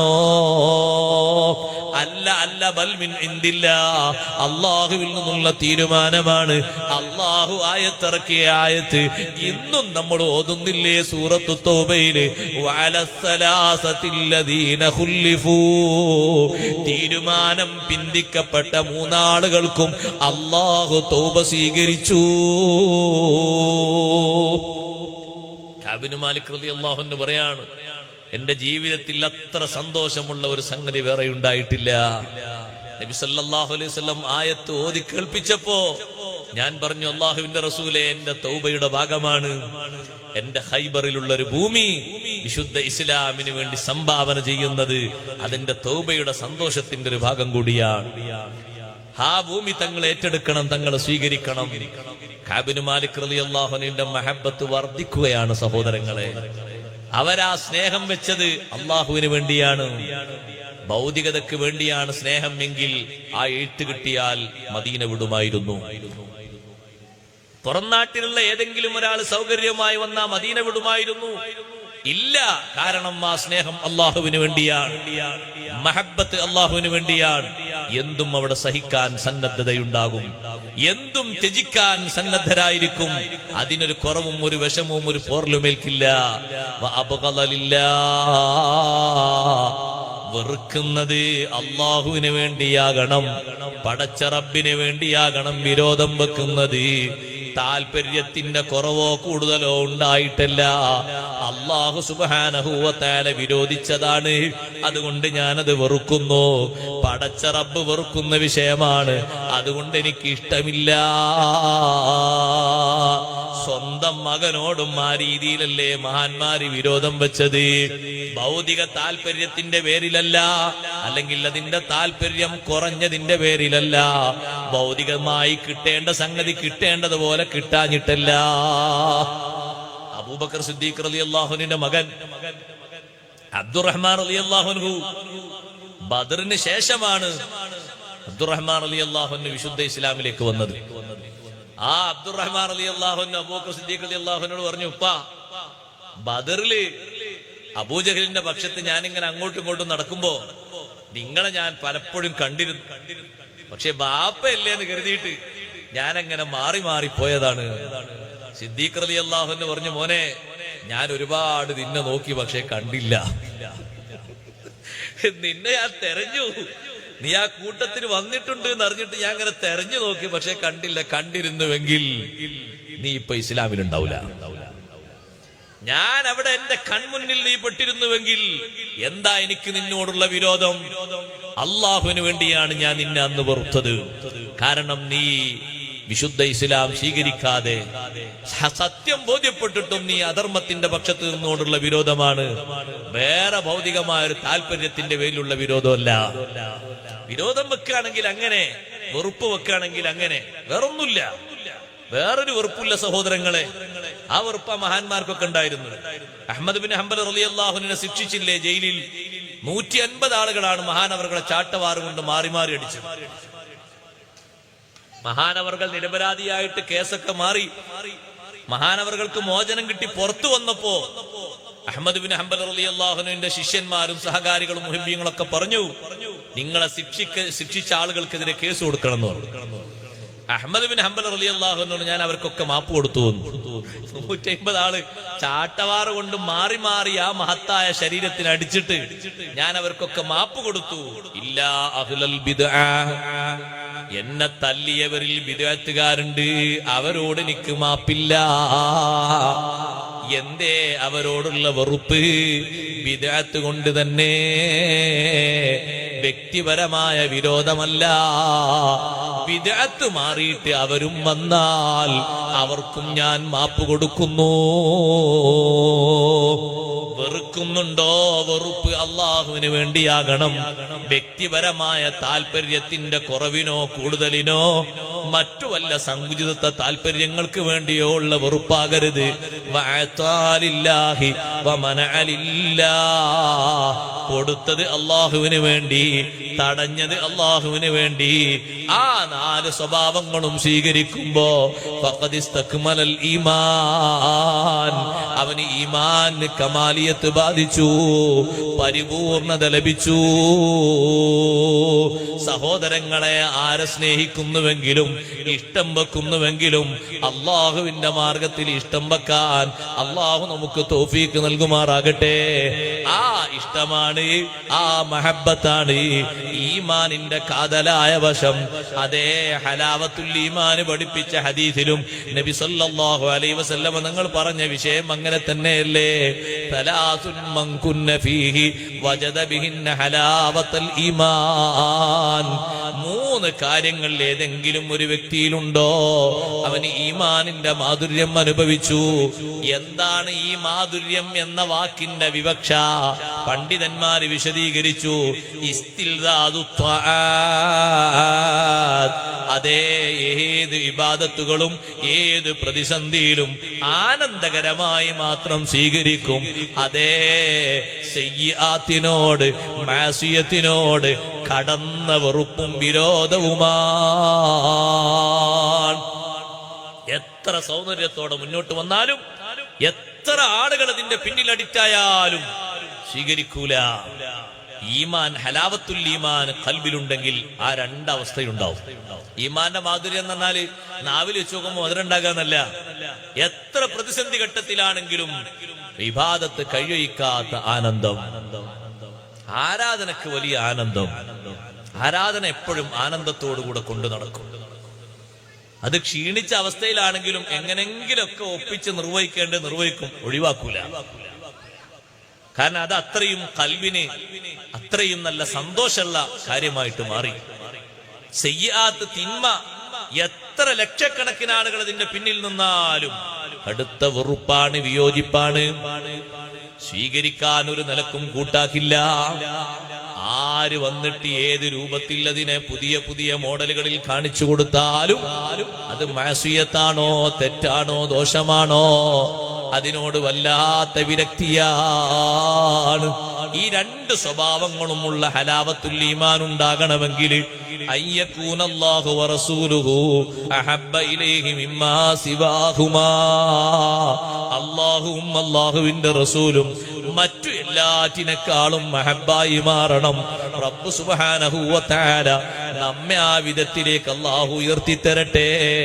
മറ്റു എല്ലാറ്റിനേക്കാളും എന്ന് പറഞ്ഞത് വിശുദ്ധ ഖുർആനിലൂടെ അല്ലാഹു വ്യക്തമാക്കിയിട്ടുണ്ട്. ഇൻകാന ആബാഉക്കും വ അബ്നാഉക്കും വ ഇഖ്വാനുക്കും വ അസ്വാജുക്കും വ അശീറത്തുക്കും വ അംവാലുൻ ഇഖ്തറഫ്തുമൂഹാ വ തിജാറത്തുൻ തഖ്ശൗന കസാദഹാ വ മസാകിനു തർലൗനഹാ അഹബ്ബ ഇലൈക്കും മിനല്ലാഹി വ റസൂലിഹി വ ജിഹാദിൻ ഫീ സബീലിഹി ഫതറബ്ബസൂ ഹത്താ യഅതിയല്ലാഹു ബിഅംരിഹി. നബിയെ, തങ്ങൾ പറഞ്ഞു കൊടുക്കണം, നിങ്ങളുടെ മാതാപിതാക്കളും നിങ്ങളുടെ മക്കളും നിങ്ങളുടെ സഹോദരങ്ങളും നിങ്ങളുടെ കുടുംബവും നിങ്ങൾ സമ്പാദിക്കുന്ന സമ്പത്തും, അതേ മാന്യം പേടിച്ചു പോകുന്ന നിങ്ങളുടെ ബിസിനസ്സും, നിങ്ങൾ ഇഷ്ടം പോലെ റാഹത്തോടെ താല്പര്യത്തോടെ പാർക്കുന്ന പാർപ്പിടങ്ങളും, ഈ 8 സംഗതികളും അഹബ്ബ ഇലൈക്കും മിനല്ലാഹി വറസൂലിഹി, അല്ലാഹുവിനെക്കാളും അല്ലാഹുവിന്റെ റസൂലിനെക്കാളും നിങ്ങൾക്ക് പ്രിയമുള്ളതായാൽ നിങ്ങൾ അല്ലാഹുവിന്റെ ശിക്ഷ വരുന്നത് വരെ, തീരുമാനം വരുന്നത് വരെ കാത്തിരുന്നുകൊള്ളുക. മിമ്മാ സിവാഹുമാ എന്ന് പറഞ്ഞില്ലേ? അല്ലാഹുവും അല്ലാഹുവിന്റെ റസൂലും അല്ലാത്തതിനേക്കാളെന്ന് പറഞ്ഞില്ലേ? സ്വാഭാവികമായും ഒരു മനുഷ്യന്റെ മഹബത്തിന്റെ തലങ്ങൾ കൂടുതലായി ബന്ധിക്കുന്നതാണ് സഹോദരങ്ങളെ ഈ പറഞ്ഞ 8 എണ്ണം. ഈ പറഞ്ഞ 8 എണ്ണവും വകഞ്ഞു മാറ്റിയിട്ടുള്ളൊരു മഹബത്ത്, അതാണ് ഹലാവത്തുൽ ഈമാൻ കിട്ടുന്നതിന്റെ 1ാമത്തെ അടയാളം. അയ്യകൂനല്ലാഹു വറസൂലുഹു അഹബ്ബ ഇലൈഹി മിമ്മാ സിവാഹുമാ. ഉസ്താദെ അങ്ങനെ ആർക്കെങ്കിലും ഉണ്ടാകുമോ? മുഹിബ്ബീങ്ങൾക്കുള്ള മഹബത്തൊക്കെ അങ്ങനെയാണ്. അതുകൊണ്ടല്ലേ അവരെ സ്വന്തത്തെക്കാളും സ്വന്തക്കാരെക്കാളും സഹോദരങ്ങളെക്കാളും കുടുംബത്തെക്കാളും സമ്പത്തിനേക്കാളും അവര് പരിഗണിച്ചത്, മുന്നോട്ട് വെച്ചത് അള്ളാഹുവിനെയും അള്ളാഹുവിന്റെ റസൂലിനെയുമാണ്. ഏറ്റവും വലിയ മഹബത്ത് അതിനാണ് അവർക്ക് ഏറ്റവും വലിയ മഹബത്തും സ്നേഹവും. ബാക്കിയുള്ള ഈ 8 ആ മഹബത്തിലേക്കുള്ള വസായിലാണ്, മധ്യവർത്തികളാണ്. ഈ 8 ഒഴിവാക്കി തൊലാക്കലണമെന്നല്ല, ആ മഹബത്ത് ലഭിക്കാനുള്ള യഥാർത്ഥ വഴികളും റൂട്ടുകളുമാണ്. വിശദമായി ഞാൻ വിശദീകരിക്കുകയല്ല. സഹോദരങ്ങളെ, ഇതാകരുത് സ്നേഹത്തിന്റെയും പ്രേമത്തിന്റെയും ഇഷ്ടത്തിന്റെയും ഭാജനങ്ങൾ. ഇതാകരുത്, ഈ 8 യഥാർത്ഥ മഹബത്ത് അള്ളാഹുവിനോടും അള്ളാഹുവിന്റെ റസൂലിനോടുമാണ്. അത് ലഭിക്കാനും അതിന്റെ പാരമ്യതയിലേക്ക് ഉയരാനും ഈ 8 സഹായികളാണ്. 8 അതിനാണ് അള്ളാഹു നൽകിയത്. അതിനാണ് 8. വീട് നൽകിയത്, താല്പര്യപ്പെടുന്ന വീട് നൽകിയത് സുഖിക്കാനല്ല, പിന്നെയോ വിശ്രമിക്കാനാണ്.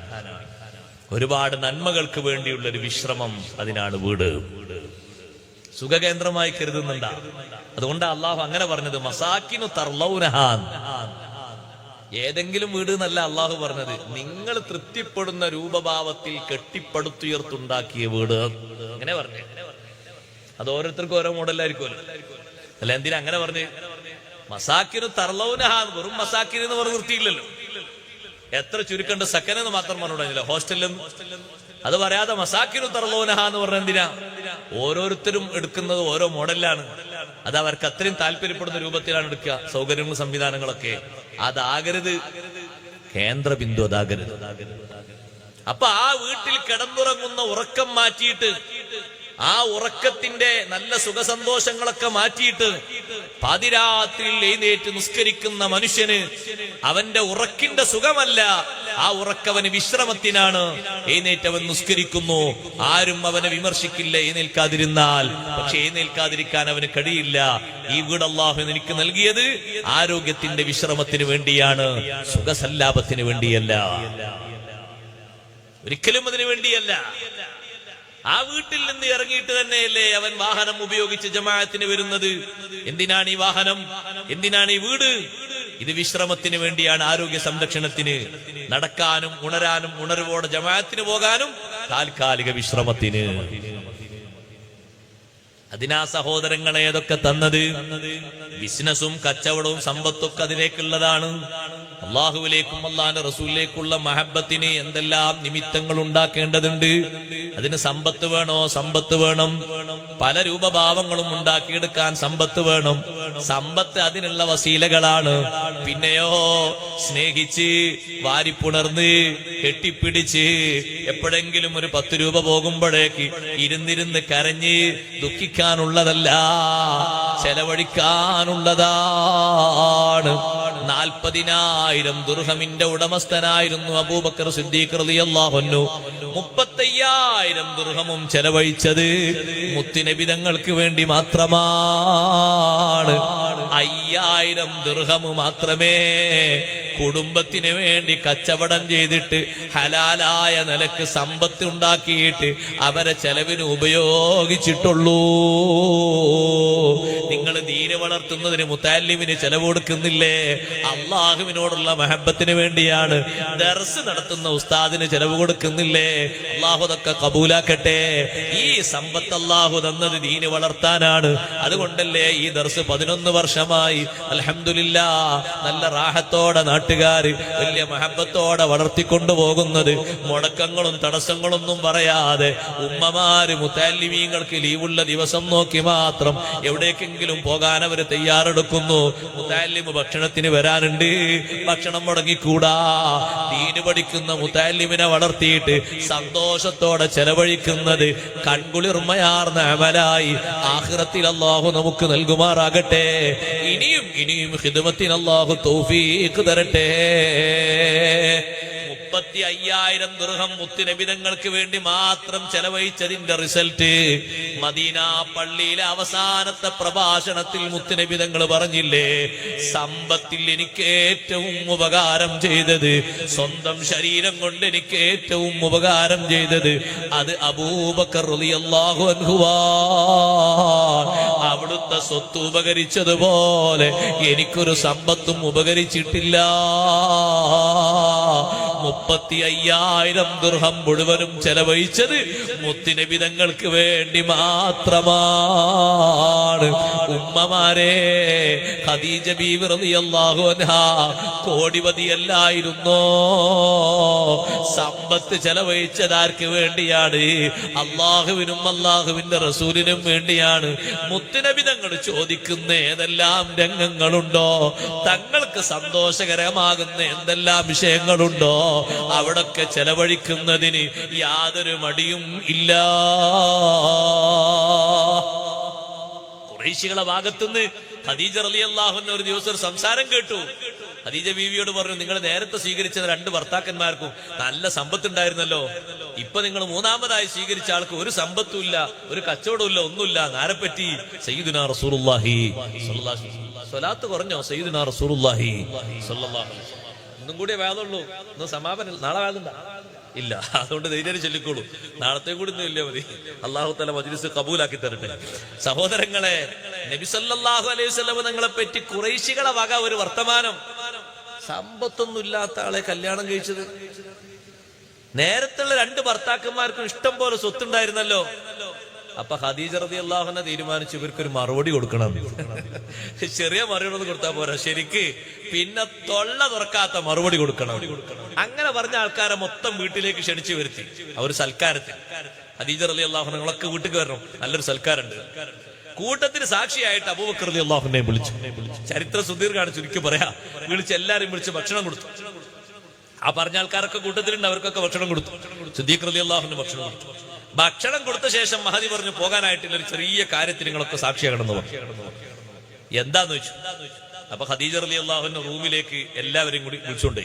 ഈ ആളുകളൊക്കെ പോയി നോക്കുമ്പോ സുബ്ഹാനല്ലാഹ് ഒരു വിരിപ്പ് വിരിച്ചു വെച്ചിട്ടുണ്ട്. അതില് സ്വർണവും വെള്ളിയും മുത്തും രത്നവും ഒക്കെ വിതറിയിട്ടുണ്ട്. എന്നിട്ട് അവരെ നോക്കിയിട്ട് പറഞ്ഞു, ഈ സമ്പത്തൊക്കെ എന്റെ ഭർത്താവിനുള്ളതാണ് എന്ന് പറഞ്ഞു. ഈ സമ്പത്തൊക്കെ ആർക്കുള്ളതാ മനസ്സിലായോ? എന്റെ ഭർത്താവിനുള്ളതാണ്. ഇനി മേലാൽ ഒരിക്കലും സാമ്പത്തിക പരാധീനത ഉള്ള ആളെന്ന വാക്ക് നിങ്ങളെ നാവിൽ നിന്ന് കേട്ടുകൂടാ. അപ്പോഴല്ലേ അല്ലാഹു തആല ഖുർആനിൽ അത് എടുത്തു പറഞ്ഞത്, വവജദക ആയിലൻ ഫഅഗ്നാ. മുത്തുനബിയേ, തങ്ങളെ ദാരിദ്ര്യം അനുഭവിക്കുന്ന ആളായിട്ട് പലരും കണ്ടപ്പോൾ അല്ലാഹു തങ്ങൾക്ക് സമൃദ്ധി നൽകിയില്ലേ? ഇമാം ഖുർത്തുബി തങ്ങൾ വിശദീകരിച്ചു, ഐ അഗ്നാക ബിമാലി ഖദീജ. ഖദീജ റളിയല്ലാഹു അൻഹയുടെ സമ്പത്ത് കൊണ്ട് അല്ലാഹു തങ്ങൾക്ക് സമൃദ്ധി തന്നു. ഇതാണ് ഖദീജ ബീവിന്റെ മഹബത്ത്. നോക്ക് നിങ്ങൾ, എന്തിനാണ് ഇപ്പൊ ഈ സമ്പത്ത് അള്ളാഹു നൽകിയത്? ആ മഹബത്തിനാണ്. അങ്ങനെ 1, 2 അല്ലട്ടോ, അത് വിശദീകരിച്ച അതെന്നെ വരേണ്ടി വരും. സെയ്ദ് ബിൻ ഹാരിസ് റളിയല്ലാഹു അൻഹു കൊടുത്ത് വേറുണ്ട്, ഖബ്ബാബ് ബിൻ അറത്ത് റളിയല്ലാഹു അൻഹു കൊടുത്ത് വേറുണ്ട്. ഹലീമ ബീവി റളിയല്ലാഹു അൻഹ വന്ന് വിഷമം പറഞ്ഞപ്പോ 20 ആടുകളെയും 20 ഒട്ടകങ്ങളെയും കൊടുത്തു. ഇഷ്ടം പോലെ ഉണ്ട്. ഖദീജ റളിയല്ലാഹു അൻഹ കൊടുത്ത മാത്രം ഉണ്ടാണ്, അത് വേറെ വേറുണ്ട്, അത് വേറെ തന്നെ. ഈമാനിൽ കമാലിയത്ത് ഖദീജ ബീവി റളിയല്ലാഹു അൻഹക്ക് കിട്ടിയത് വെറുതെ അല്ല. പുരുഷന്മാരെ കൂട്ടത്തിൽ ഒരുപാട് ആളുകൾക്ക് കമാലിയത്ത് കിട്ടിയിട്ടുണ്ട്. സ്ത്രീകളെ കൂട്ടത്തിൽ കമാലിയത്ത് ലഭിച്ചവർ കുറവാണ്. നബി സല്ലല്ലാഹു അലൈഹി വസല്ലം തങ്ങൾ പറഞ്ഞു, സ്ത്രീകളെ കൂട്ടത്തിൽ ഈമാനികമായി പരിപൂർണത ലഭിച്ച ആളുകൾ 4 ആളുകളെ എണ്ണിപ്പറഞ്ഞു സയ്യിദുനാ റസൂലുള്ളാഹി സല്ലല്ലാഹു അലൈഹി വസല്ലം. ആ കൂട്ടത്തിൽ തങ്ങൾ എണ്ണിയ പേരാണ് ഖദീജ ബിൻതു ഖുവൈലിദ് റളിയല്ലാഹു അൻഹാ. എങ്ങനെ സഹോദരങ്ങളെ കമാലിയത്ത് ലഭിക്കാതിരിക്കും? മഹബത്ത് ഇങ്ങനെയല്ലയോ? കൈ നിറയെ വളയുണ്ടായിരുന്ന മഹദി, കാല് നിറയെ ആഭരണങ്ങൾ ഉണ്ടായിരുന്ന മഹദി വഫാത്താകുമ്പോ ഒരു മോതിരം പോലും കൈക്കലില്ല. മുഴുവനും ചെലവഴിച്ചതാർക്കാണ്? ലില്ലാഹി വലിർറസൂൽ, അല്ലാഹുവിന് വേണ്ടിയും അല്ലാഹുവിന്റെ റസൂലിന് വേണ്ടിയുമാണ്. പോലെ ചെലവഴിച്ചില്ലേ? മക്കയിൽ ഒരൊറ്റ കുട്ടിയും സമ്പത്ത് കൊടുത്ത് സഹായിക്കാത്ത കാലത്ത് ആകെ മുത്തുനബിതങ്ങൾക്ക് സമ്പത്ത് കൊടുത്ത് സഹായിച്ചത് ഒരേ ഒരാളാണ്, സയ്യിദത്തുനാ ബീവി ഖദീജ റളിയല്ലാഹു തആല അൻഹാ. അത് കിട്ടേണ്ട ഒരു മഹത്താണ്, ചെറുതൊന്നല്ല സഹോദരങ്ങളെ. തങ്ങളത് എടുത്തു പറഞ്ഞിട്ടുണ്ട് പലപ്പോഴും. ഇത് ഹറമനിന്നാസ്, മക്കക്കാരെനിക്ക് സാമ്പത്തിക ഉപരോധം ഏർപ്പെടുത്തിയപ്പോ സമ്പത്ത് നിറയെ തന്ന് എന്നെ സഹായിച്ചത് എന്റെ ഖദീജയാണ് റളിയല്ലാഹു അൻഹാ. ഖദീജ ബീവി എനിക്ക് മറക്കാൻ പറ്റൂല. ആയിഷ ബീവിയോട് പറഞ്ഞു, നിങ്ങൾ 9 ആള് കൂടിയാലും അല്ല, നിങ്ങൾ 10 ആള് കൂടിയാലും എന്റെ ഖദീജക്ക് പകരമാകൂല. മാ അബദലനില്ലാഹു ഖൈറൻ മിൻഹാ. ഖദീജ ബീവിക്ക് പകരം വെക്കാൻ പറ്റുന്ന ഒരു പെണ്ണിനെ അള്ളാഹു എനിക്ക് വേറെ തന്നിട്ടില്ല. അത് അത്രയും പരിപൂർണ്ണത നേടിയ മഹദിയാണ്. അവരെ ബർക്കത്തുകൊണ്ട് അള്ളാഹു നമ്മളെ വിജയിപ്പിക്കട്ടെ. ഞാൻ പറഞ്ഞു വന്നത്, അള്ളാഹു തആല ഒരു മനുഷ്യന് നൽകിയ ഈ സംവിധാനങ്ങൾ, സൗകര്യങ്ങൾ, അത് സുഖിക്കാനല്ല, യഥാർത്ഥ മഹബ്ബത്തിലേക്കുള്ള വഴികളാണ്. ബാപ്പാനും ഉമ്മാനും എങ്ങനെ അള്ളാഹുവിലും അള്ളാന്റെ റസൂലിലേക്കുള്ള മഹബത്തിലേക്കുള്ള വഴി? അള്ളാഹും അള്ളാന്റെ റസൂലും ഇവരെ ബഹുമാനിക്കാൻ പറഞ്ഞത്, ഇവരെ സ്നേഹിക്കാൻ പറഞ്ഞത്, ഇവർക്ക് ഒത്താശ ചെയ്യാൻ പറഞ്ഞത് ആ മഹബത്ത് ലഭിക്കാനുള്ള നിമിത്തമാണ്. മക്കൾ എങ്ങനെയാണ് ആ മഹബത്തിലേക്കുള്ള വഴി? അവരാ പറഞ്ഞ രീതിയിൽ ദീനിയായ ഖിദ്മത്തിലായിട്ട് ഈ മക്കളെ വളർത്തി സംരക്ഷിക്കുന്നത് ആ മഹബത്ത് ലഭിക്കാൻ മാനദണ്ഡമാണ്. സഹോദരങ്ങളെ, കുടുംബവും സമ്പത്തും കച്ചവടം ഒക്കെ അങ്ങനെ തന്നെയാണ്. എല്ലാം അതിലേക്കുള്ള വസായിലാണ്, മധ്യവർത്തികളാണ്. വേറെ ഒന്നിനല്ല അല്ലാഹു തന്നിരിക്കുന്നത്. രണ്ടാമത്തെ കാര്യമാണ് വഅയ്യുഹിബ്ബൽ മർഅ ലാ യുഹിബ്ബുഹു ഇല്ലാ ലില്ലാഹ്. നീ ഏതൊരാളെ സ്നേഹിക്കുന്നുണ്ടോ ആ സ്നേഹം അള്ളാഹുവിന് വേണ്ടിയാകണം. അവന്റെ ബാഹ്യ സൗന്ദര്യം കണ്ടുകൊണ്ടാകരുത്, അവന്റെ ജീവിതത്തിന്റെ സുഖങ്ങളും സൗകര്യങ്ങളും കണ്ടുകൊണ്ടാകരുത്, ഭാവിയിൽ എന്തെങ്കിലും അവനിൽ നിന്ന് കിട്ടുമെന്ന് പ്രതീക്ഷിച്ചാകരുത്. അള്ളാഹു ഇഷ്ടപ്പെടുന്ന ഒരു ഗുണം അയാളിലുണ്ട്, എനിക്ക് അയാളോട് വലിയ ഇഷ്ടമാണ്. എന്താണ് അള്ളാഹു ഇഷ്ടപ്പെടുന്ന ഒരു ഗുണം? ഉദാഹരണം പറയട്ടെ. ഈ നിസ്കാരം കഴിഞ്ഞ് സൂര്യൻ ഉദിക്കുന്നത് വരെ ദിക്ർ ചൊല്ലിയിരിക്കുന്ന ആളാണ്. അങ്ങനത്തെ ആള് അള്ളാഹുവിന് വലിയ ഇഷ്ടമാണ്. അല്ലെങ്കിൽ അയാളിൽ ഒരു ഗുണമുണ്ട്, പള്ളിയിൽ കയറിയാല് അയാള് ഭൗതിക സംസാരമൊന്നും സംസാരിക്കൂല. പള്ളിയിൽ കയറിയിട്ട് വർത്തമാനം പറഞ്ഞിരിക്കരുത്. കൂട്ടത്തിൽ ഞാൻ പറയട്ടെ, ഇവിടെ പറയാൻ പറഞ്ഞ വിഷയങ്ങളെ കൂട്ടത്തിൽ സംശയം പറഞ്ഞ കൂട്ടത്തിൽ അതുകൂടിയുണ്ട്. ഫോണ് കൊണ്ട് അറ്റൻഡ് ചെയ്യുന്നത് പള്ളിയിൽ നിന്ന് ആകാതിരിക്കാൻ ശ്രദ്ധിക്കണം. പുറത്ത് കണ്ടില്ലേ നിങ്ങളൊരു ചെരു, പള്ളിപ്പെട്ടല്ലോ സാറേ? അല്ലല്ലോ, അല്ല, അത് സംസാരിക്കാൻ വേണ്ടിയും ഫോൺ വിളിക്കാനൊക്കെ ഉണ്ടാക്കിയ ചെരുവാണ്. ആദ്യമായി പള്ളിക്ക് ഇങ്ങനെ ചെരുവുണ്ടാക്കിയത് ആരാന്നറിയോ? സയ്യിദുനാ ഉമർ ഇബ്നുൽ ഖത്താബ് റളിയല്ലാഹു തആല അൻഹു ആണ് ചെരുവുണ്ടാക്കിയത്. ഉണ്ടാക്കിയ ശേഷം സഹാബത്തിനോട് റളിയല്ലാഹു അൻഹു പറഞ്ഞു, ആർക്കെങ്കിലും സംസാരിക്കണമെങ്കിൽ, ആർക്കെങ്കിലും എന്തെങ്കിലും കളഞ്ഞുപോയത് അന്വേഷിക്കണമെങ്കിൽ, ആർക്കെങ്കിലും ഏതെങ്കിലും വ്യക്തിയെ പറ്റി അന്വേഷിക്കണമെങ്കിൽ ഫൽയഖ്റുജ് ഇലാ ഹാദിഹിർ റഹ്ബാ, ഈ വരാന്തയിലേക്ക് പള്ളിയിൽ നിന്ന് പുറത്തിറങ്ങിക്കോളണം. പള്ളിന്റെ ഉള്ളിൽ വെച്ച് സംസാരിച്ചുകൂടാ. റളിയല്ലാഹു അൻഹു അടിക്കാൻ വരെ നോക്കിയിട്ടുണ്ട്. അടിക്കണം എന്നാ ശരിക്കും അങ്ങനത്തെ കണക്ക്. പള്ളിന്റെ ഉള്ളിൽ എങ്ങനെ സംസാരിക്കുന്ന ആൾക്കാർ? പള്ളിന്റെ ഉള്ളിൽ കയറിയ ദിക്റും സ്വലാത്തും ദിക്റും കാര്യങ്ങളല്ലാതെ ഉസ്താദ് ക്ലാസ് എടുക്കുമ്പോൾ നിങ്ങൾ വല്ല സംശയം ചോദിച്ചോളൂ. അത് ഇൽമു പഠിക്കാനാ, ഇൽമാണത്, അതിന് കുഴപ്പമൊന്നുമില്ല. സംശയങ്ങൾ ചോദിച്ചു പഠിക്കാം. മുത്താലിമീങ്ങൾ സംശയം ചോദിച്ചു പഠിക്കും, അവർ ഓതിപ്പടിക്കും. അത് ഇൽമു പഠിക്കാം. ഭൗതിക സംസാരം പള്ളിയിൽ പാടില്ല. നമ്മൾ ചെയ്യുന്ന അമലുകളൊക്കെ നിഷ്ഫലമായി പോകാൻ ഒരു ചെറിയ സംസാരം മതി പള്ളിന്റെ ഉള്ളിൽ. എത്ര ഗൗരവമെന്നറിയോ പള്ളിന്റെ ഉള്ളിലെ വിഷയം? സുയൂത്തി ഇമാം റളിയല്ലാഹു അൻഹു പറയുന്നുണ്ട്, അൽലഹഖു ഫിൽ മസ്ജിദി ദുൽമത്തുൻ ഫിൽ ഖബർ. പള്ളിന്റെ ഉള്ളിൽ വെച്ച് പൊട്ടിച്ചിരിക്കുന്നത് ഖബറിലെ ഇരുട്ടാണ്. കേൾക്കുന്നുണ്ടോ? പള്ളിന്റെ ഉള്ളിൽ വെച്ച് പൊട്ടിച്ചിരിക്കുന്നത് ഖബറിൽ ഇരുട്ടുണ്ടാകാൻ കാരണമാണ്. പോയി കിടക്കുന്ന സ്ഥലത്ത് അല്ലാത്തത് ആലോചിക്കുമ്പോ തന്നെ ഇരുട്ടാണ്.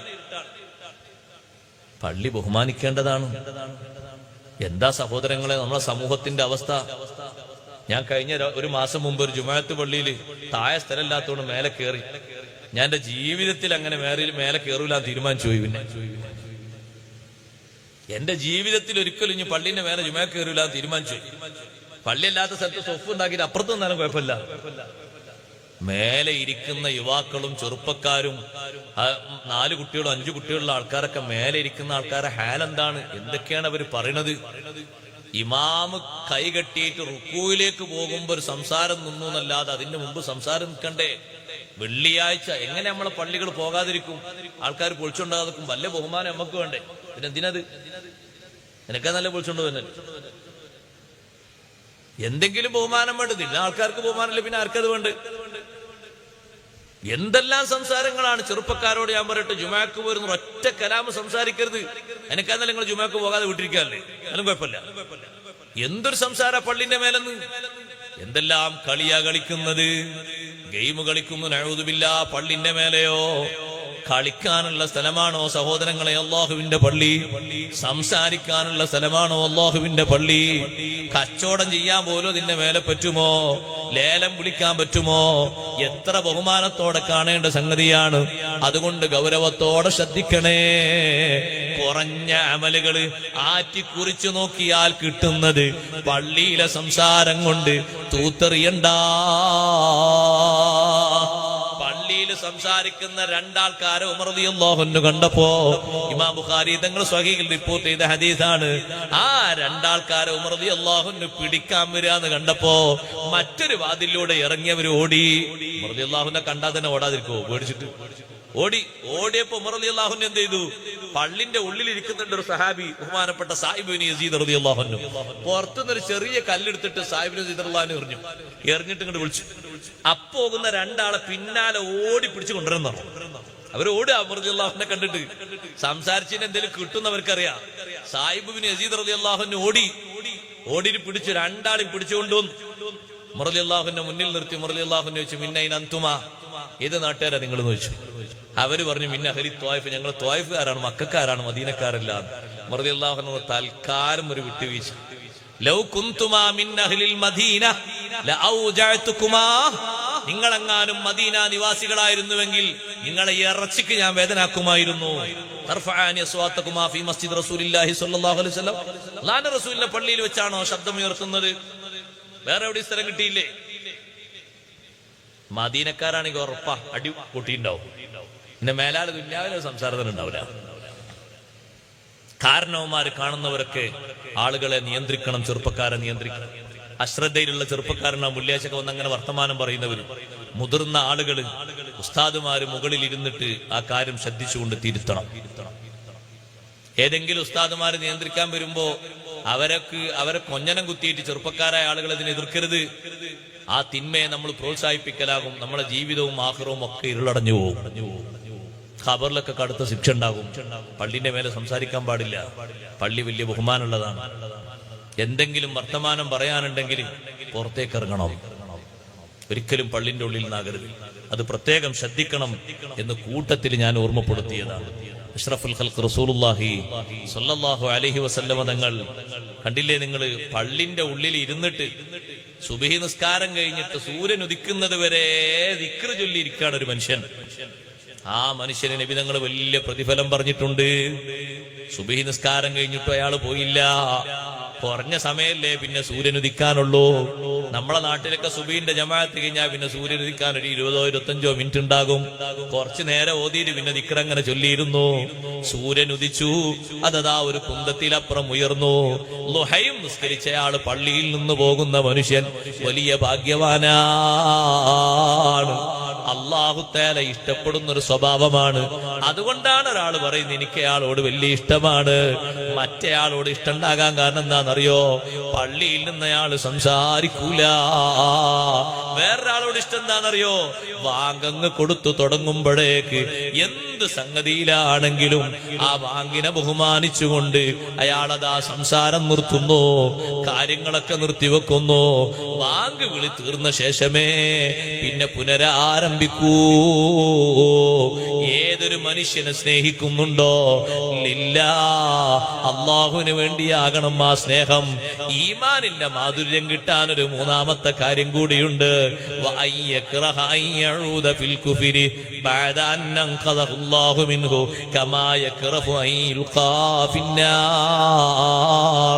കുഫറിൽ നിന്ന് അല്ല രക്ഷിച്ച് ഈമാൻ തന്നില്ലേ, പിന്നെയും കുഫറിലേക്ക് പോകുന്നത് വെറുക്കണം. കുഫറാകുന്ന ഒരു സംഗതിക്കും സഹോദരങ്ങളെ നിങ്ങളെ വക മഹബത്തുണ്ടാകരുത്. കുഫറിന്റെ ആഘോഷങ്ങൾ പലതും നാട്ടിൽ നടക്കും. നിങ്ങളവിടെ സന്നിഹിതരാകാൻ പോകണ്ട, സഹായിക്കാൻ പോകണ്ട, ഭക്ഷണം കഴിച്ച് ഒച്ചപ്പാടുണ്ടാക്കാൻ പോകണ്ട.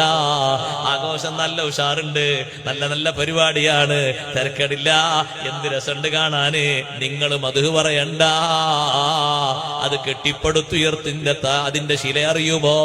കുഫ്റാണ് കേട്ടോ.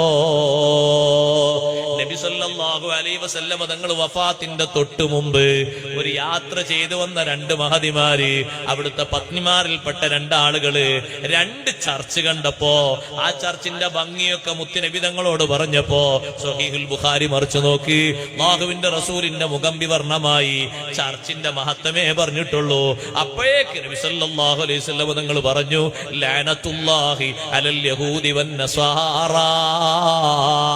അവരെ ചർച്ചിനെയാണോ നിങ്ങൾ മദ്ഹ് പറയുന്നത്?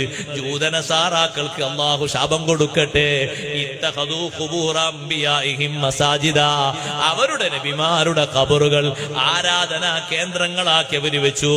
മാത്രമല്ല വസവ്വറൂ ഫീഹി തിൽക സുവറ.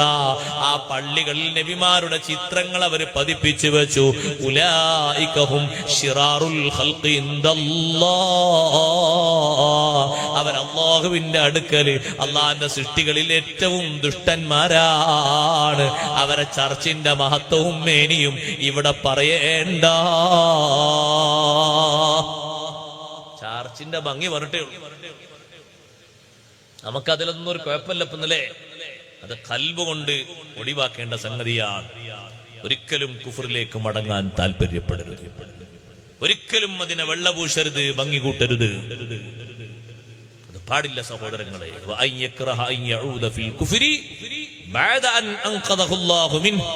അല്ലാഹു തആല അതിൽ നിന്ന് രക്ഷപ്പെടുത്തിയിട്ടല്ലേ ഈമാൻ തന്നത്.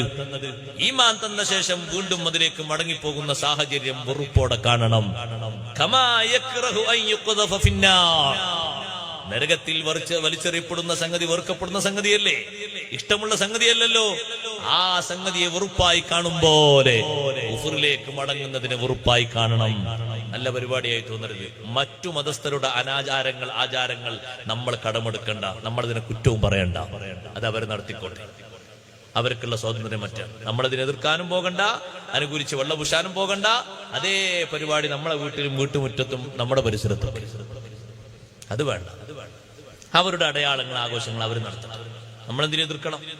നമ്മളെതിർക്കണം. നമ്മളതിനെ സപ്പോർട്ട് ചെയ്തിട്ട് അതിന് പോയി സഹായിച്ചുകൊണ്ട് അവിടെ ആളാകാനും പോകണ്ട.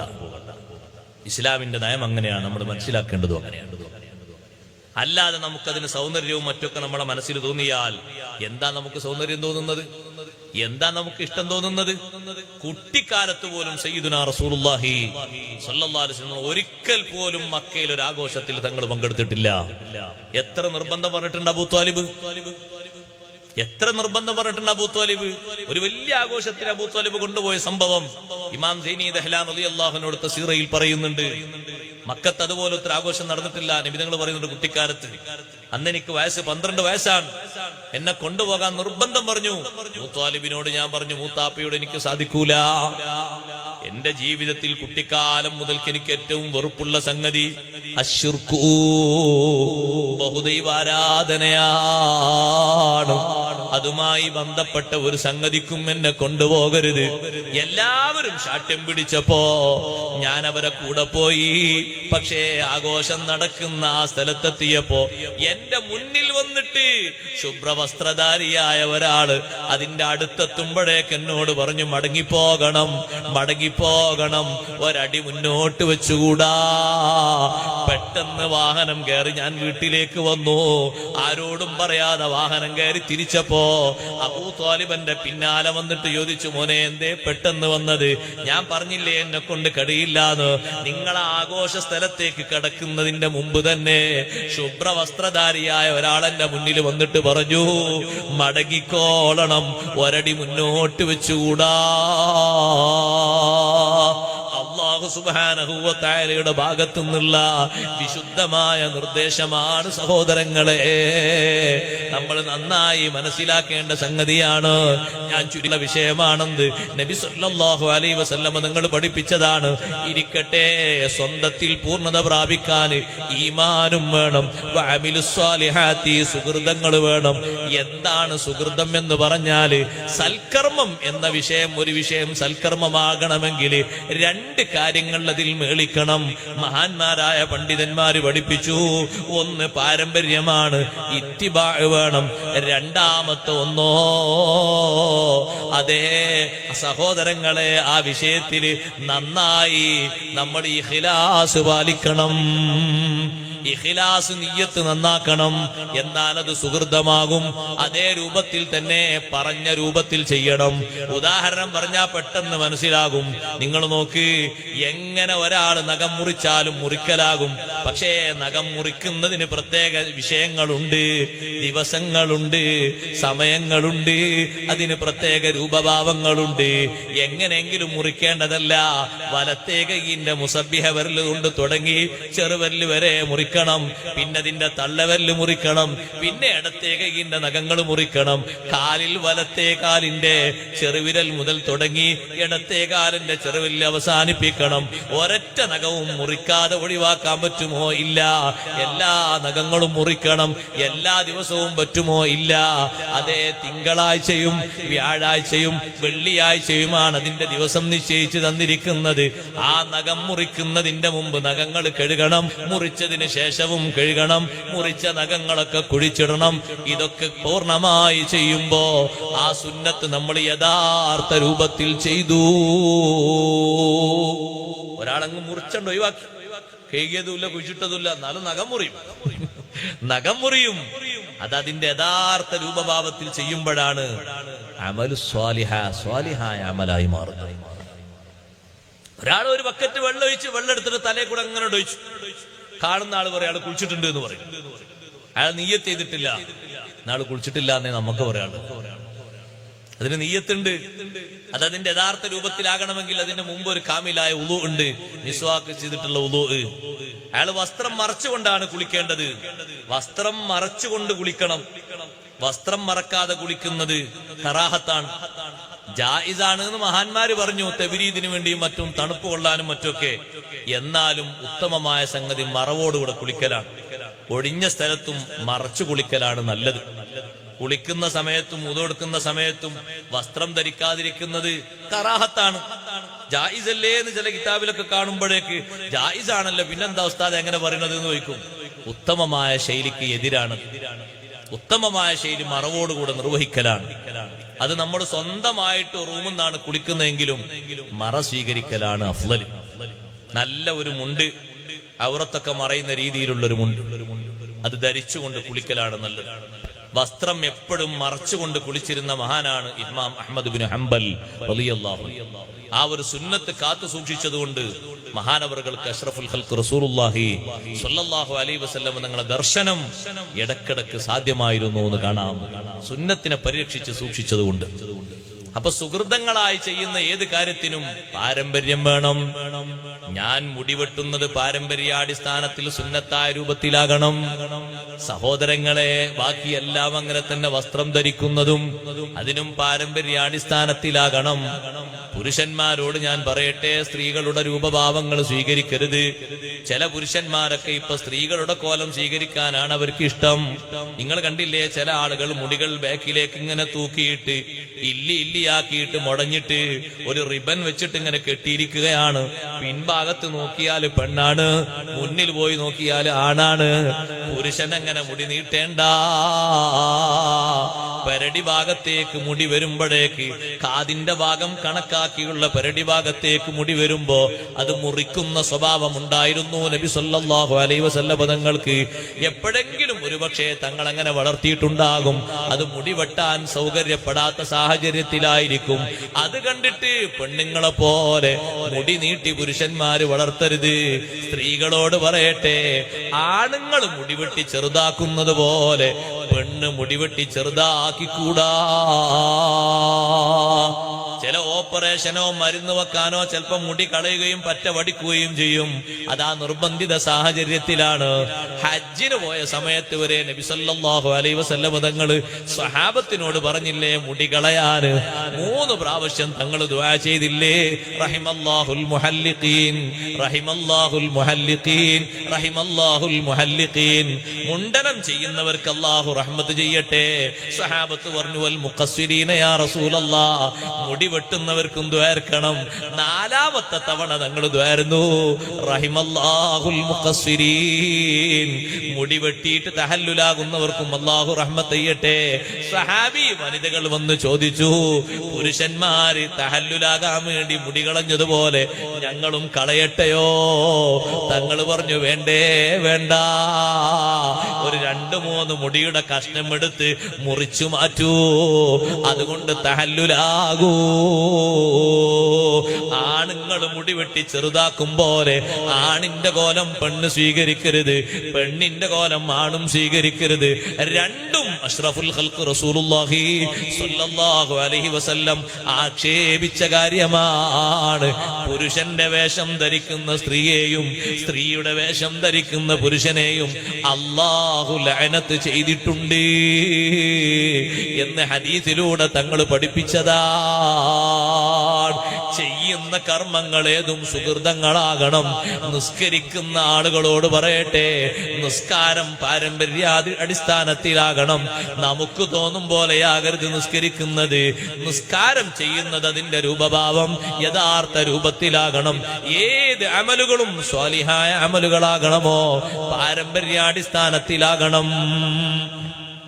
മദീന പള്ളിയിൽ നിസ്കരിക്കുന്ന ഒരു സ്വഹാബിയെ പെട്ടെന്ന് നിസ്കരിച്ചുകൊണ്ട് സലാം വീട്ടി നബി തങ്ങൾ വിളിച്ചു. സലാം വീട്ടി പോകുന്ന ആളോട് പോയി നിസ്കരിക്കും, നീ നിസ്കരിച്ചിട്ടില്ല എന്ന് പറഞ്ഞു. സുജൂദ് ചെയ്തിട്ടില്ലേ? ഉണ്ട്. റുക്കൂ ഇല്ലേ? റുക്കൂ ഉണ്ട്. നിസ്കരിക്കും, നീ നിസ്കരിച്ചിട്ടില്ല. 2ാമത് നിസ്കരിച്ചു തങ്ങൾ വീണ്ടും മടക്കി വിട്ടു പോയി നിസ്കരിക്കും, നിസ്കരിച്ചിട്ടില്ല. 3ാമതും മടക്കി വിട്ടു പോയി നിസ്കരിക്കുക എന്ന് പറഞ്ഞു. 3ാമത്തെ തവണയോ 4ാമത്തെ തവണയോ സഹാബി പറഞ്ഞു, നബിയെ ഇങ്ങനെ നിസ്കരിക്കാനേ അറിയുള്ളൂ, തങ്ങൾ എത്ര വട്ടം മടക്കി വിട്ടാലും ഇങ്ങനെ അറിയുള്ളൂ. അപ്പൊ തങ്ങൾ തലക്കെന്ന് പറഞ്ഞു കൊടുത്തു. അതേ കുഴപ്പമാണ് ഇന്നത്തെ നിസ്കാരത്തിലും കാണുന്നത്. എന്താണ്? 5 സ്ഥലത്ത് തങ്ങൾ പ്രത്യേകം ശ്രദ്ധയൂന്നി പറഞ്ഞു, നീ റുക്കൂ ചെയ്യണം. ഹത്താ തത്മഇന്ന ഫീഹി റാക്കിഅ, റുക്കൂയിൽ നല്ലോണം അടങ്ങി ഒതുങ്ങി താമസിക്കണം. അതിനാണ് 3 പ്രാവശ്യം സുബ്ഹാന റബ്ബിയൽ അദീം വബിഹംദിഹി എന്ന് ദിക്ർ ചൊല്ലൽ സുന്നത്താക്കിയത്. പിന്നെ അത് കഴിഞ്ഞിട്ട് തങ്ങൾ പറഞ്ഞു സുമ്മഅത്തദിൽ, പിന്നെ നീ നേരെ ചൊവ്വേ നിൽക്കണം ഇത്തിദാലിലേക്ക്. അവിടെയും ഹത്താ തത്മഇന്ന ഫീഹി ഖായിമൻ, നല്ലോണം അടങ്ങി താമസിച്ച് ഒതുക്കത്തോടെ നിൽക്കണം. ഇങ്ങനെ വന്ന് ഉടനെ തന്നെ സുജൂദിലേക്ക് പോകരുത്, കുറച്ചു നേരം അവിടെ വെയിറ്റ് ചെയ്യണം. ആ തുമനീനത്ത് കിട്ടാനാണ് റബ്ബനാ ലക്കൽ ഹംദു മിൽഅസ് സമാവാതി മിൽഅൽ അർളി മിൽഅ മാ ബൈനഹുമാ മിൽഅ മാ ശീത മിൻ ഷൈഇൻ ബഅദ് എന്ന ദിക്ർ സുന്നത്താക്കിയത്. സുമ്മസ്ജുദ്, പിന്നെ നീ സുജൂദ് ചെയ്യണം.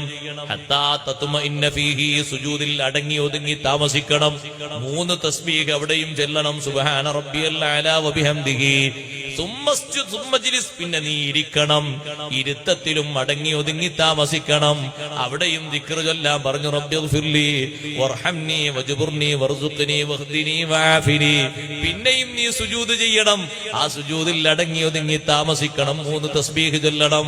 ഈ 5 സ്ഥലങ്ങളിലും ആവർത്തിച്ച് ആവർത്തിച്ച് ഹത്താ തത്മഇന്ന ഫീ, ഹത്താ തത്മഇന്ന ഫീ. ഈ നിസ്കാരത്തിന്റെ കുഴപ്പമെന്താണെന്നറിയോ?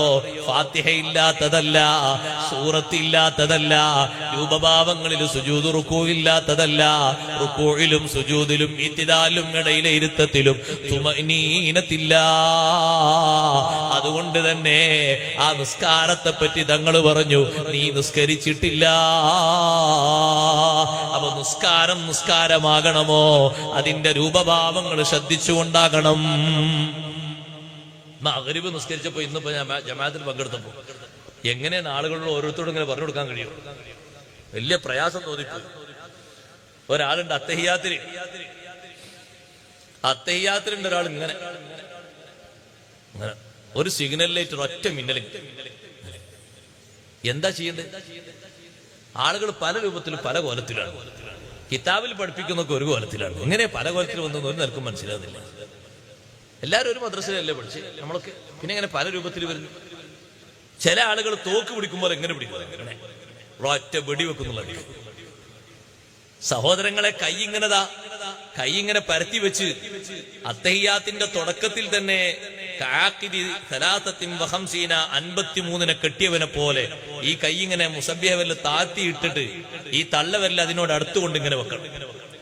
പിന്നെ ഇല്ലല്ലാ എന്നുള്ള ഹംസ പറയുമ്പോ ഒന്ന് പതുക്കെ ഇങ്ങനെ ഉയർത്തണം. ഇങ്ങനെ മേലോട്ടൊന്നോറ്റല്ല, സുറൂബിറ്റ് ഉയർത്തിയ പോലല്ല, ഒന്നിങ്ങനെ പതുക്കെ അതെന്നെ ഒന്ന് താഴ്ത്തിയ രൂപത്തിൽ ഇങ്ങനെ ഉയർത്തണം.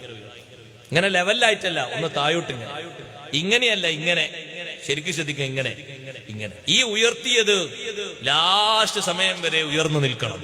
സൈനുദ്ദീൻ മഖ്ദൂം റളിയല്ലാഹു അൻഹു പറഞ്ഞു, വസുന്ന ഇദാമത്തു റഫ്ഇഹി വനദ്രിഹി, നോട്ടവും നിത്യമാക്കണം, ഉയർത്തലും നിത്യമാക്കണം, രണ്ടും സുന്നത്താണ് എന്ന് പറഞ്ഞാൽ പൊക്കിയിട്ട് നേരെ താഴത്ത് സിഗ്നൽ ഒന്നല്ലേ ഇത് സിഗ്നലാ? സിഗ്നൽ ഉണ്ടോ? റോഡിലല്ലേ സിഗ്നല്? ഓ, ചില ആൾക്കാർക്ക് ഉയർത്തിപ്പിടിക്കാൻ ഓരോരു ബുഖില്. ആ ഉയർത്തിയത് അങ്ങനെ വെക്കണം. നബി സല്ലല്ലാഹു അലൈഹി വസല്ലം ഉയർത്തി എന്ന് സ്ഥിരപ്പെട്ടു ഹദീസില്, എപ്പോൾ താഴ്ത്തി എന്ന് സ്ഥിരപ്പെട്ടിട്ടില്ല. അതുകൊണ്ട് ഫുഖഹാ സൂക്ഷ്മതയോടെ പഠിപ്പിച്ചു. ഉയർത്തി എന്ന് സ്ഥിരപ്പെട്ടത് കൊണ്ട് ലാസ്റ്റ് സമയം വരെ ഉയർത്തൽ സുന്നത്തുണ്ട്. നോക്കി എന്നും സ്ഥിരപ്പെട്ടു, അതുകൊണ്ട് തന്നെ നോട്ടം നിത്യമാക്കലും സുന്നത്തുണ്ട്. തൗഹീദിലേക്ക് മനസ്സിനെ ചലിപ്പിച്ചുകൊണ്ടുള്ള നോട്ടമാണത്. ഇല്ലല്ലാഹ് എന്ന് പറയുമ്പോ നമ്മളെ വാക്കിലും പ്രവൃത്തിയിലും ഇത്തിഖാദിലും തൗഹീദ് രൂപപ്പെടുത്തുന്ന ശൈലിയാണ്. നിസ്കരിക്കാൻ വേണ്ടി വന്ന് നിൽക്കുന്ന ആൾക്കാരോടും പറയട്ടെ, ഒരാളിങ്ങനെ നിന്ന് നിസ്കരിക്കാം, അയാളെ പിന്നാലെ ഒരാൾ വലത്തെ ഭാഗത്തുണ്ട്, മാമൂമായി നിസ്കരിക്കും. ഈ മാമൂമായി നിസ്കരിക്കുന്ന ഈ വലത്തെ ഭാഗത്തുള്ള ആളെ പിടിച്ച് ബാക്കോട്ട് വലിച്ചിടരുത്. ഞാൻ എന്റെ കൂടെ പോകുന്ന ഡ്രൈവർമാരെ കൊണ്ടൊക്കെ ബാക്കിയുള്ളവർക്ക് മസല പഠിപ്പിക്കാൻ, അങ്ങനെ അല്ലാതെ പഠിപ്പിക്കാൻ കഴിയൂല. എത്ര വലിച്ചാലും പോകരുത് എന്ന് പറയും. നിസ്കാരം കഴിഞ്ഞിട്ട് അവര് ചോദിക്കും, നിങ്ങളെന്താ വലിച്ചിട്ട് വരാഞ്ഞു? ഞങ്ങൾ വലിക്കുമ്പോ വരാനുള്ള ആളാ ഞാൻ. അയാളെ പിടിച്ച് ബാക്കോട്ട് വലിക്കല്ല വേണ്ടത്, ഇടത്തെ ഭാഗത്ത് വന്ന് നിന്ന് അയാൾ നിൽക്കും പോലെ നിന്ന് തക്ബീർ കെട്ടും. ഒന്നുകിൽ അവിടെ തന്നെ നിൽക്കണം, അല്ല ബാക്കിൽ നിൽക്കാൻ സ്ഥലം സൗകര്യം ഉണ്ടെങ്കിൽ ബാക്കോട്ട് രണ്ടുപേരും നീങ്ങണം. അങ്ങനെ വേണ്ട. ഇത് തുടക്കം തന്നെ സൊഫിൽ വന്നിട്ട് ഇയാളൊരു ഒറ്റ വലിയ ഒരു വലിക്കുവരുന്നില്ല, പിന്നെ അടുത്ത വലി. പിന്നെ അങ്ങനെ വലിക്കാൻ പറ്റൂല. സൊഫിൽ ഒറ്റക്കാണെങ്കിൽ പോലും നോക്ക് നിങ്ങൾ, സൊഫിൽ ഒറ്റക്കാണ് ഒരാൾ നിൽക്കുന്നതെങ്കിൽ പോലും തക്ബീർ കെട്ടിയ ശേഷമാണ് ഒരൽപ്പം കാല് മുന്നോട്ട് വെച്ച് ഒരാളെ പതുക്കങ്ങനെ വലിക്കേണ്ടത്. തക്ബീർ കെട്ടുന്നതിന്റെ മുമ്പ് വലിയില്ല. തക്ബീർ കെട്ടിയിട്ടല്ലേ അയാൾ നിസ്കാരത്തിൽ ചേരുന്നത്. മുമ്പ് തന്നെ വലിച്ച് ബേക്കോട്ടാക്കാൻ പാടില്ല. ബേക്കോട്ടിരുന്ന ആൾക്കാരെ അപ്പോ എല്ലാരോടും എനിക്ക് പറയാനുള്ള എന്താണെന്നറിയോ, വലത്തെ ഭാഗത്ത് ഒന്ന് നിൽക്കുന്ന ആള് എത്ര വലിച്ചാലും ബേക്കോട്ടേക്ക് പോകരുത്. കുന്നു കുലുങ്ങിയാലും കുഞ്ഞാത്ത കുലുകുലാറെ അവിടെ നിൽക്കണവരെ നിർത്തം. മസാല പഠിപ്പിക്കണം. മറ്റേ അതന്നെ മാർഗം. വലിക്കുമ്പോഴേക്ക് ബേക്കോട്ട് എന്തിനാ? അവിടെ നിൽക്കണം, ഒരേ നൃത്തം നിൽക്കണം. അപ്പൊ നിസ്കാരം കഴിയുമ്പോ മറ്റാളിങ്ങനെ സൊഫിലുണ്ടാകും, കൊന്ത്രം പല്ലു പോലെ, ഒന്ന് ഇവിടെ ഒന്ന് അവിടെ ഉണ്ടാവും. എന്നിട്ട് മറ്റാൾക്ക് പഠിപ്പിക്കണം. പിന്നെ നല്ലോണം പഠിക്കണം. കുറെ തിന്നിട്ട് വലുതായാ പോരാ, പഠിക്കണം. നിസ്കാരത്തിന്റെ മസലെങ്കിലും പഠിക്കണം. ഇടത്തെ ഭാഗത്ത് ഞാൻ നിൽക്കും പോലെ വന്ന് കൈ കെട്ടിയിട്ട് ഇമാമിനോട് തുറന്ന് കൈ കെട്ടിയിട്ട് ഒന്നുകിൽ അവിടെ തന്നെ തുറന്ന് നിസ്കരിക്കുക, അല്ലെങ്കിൽ രണ്ടാളും കൂടി ഒരു സൊഫായിട്ട് ബാക്കിൽ നിൽക്കണമെങ്കിൽ രണ്ടാളും ബാക്കോട്ട് നീങ്ങുക. അങ്ങനെ വേണ്ടത്.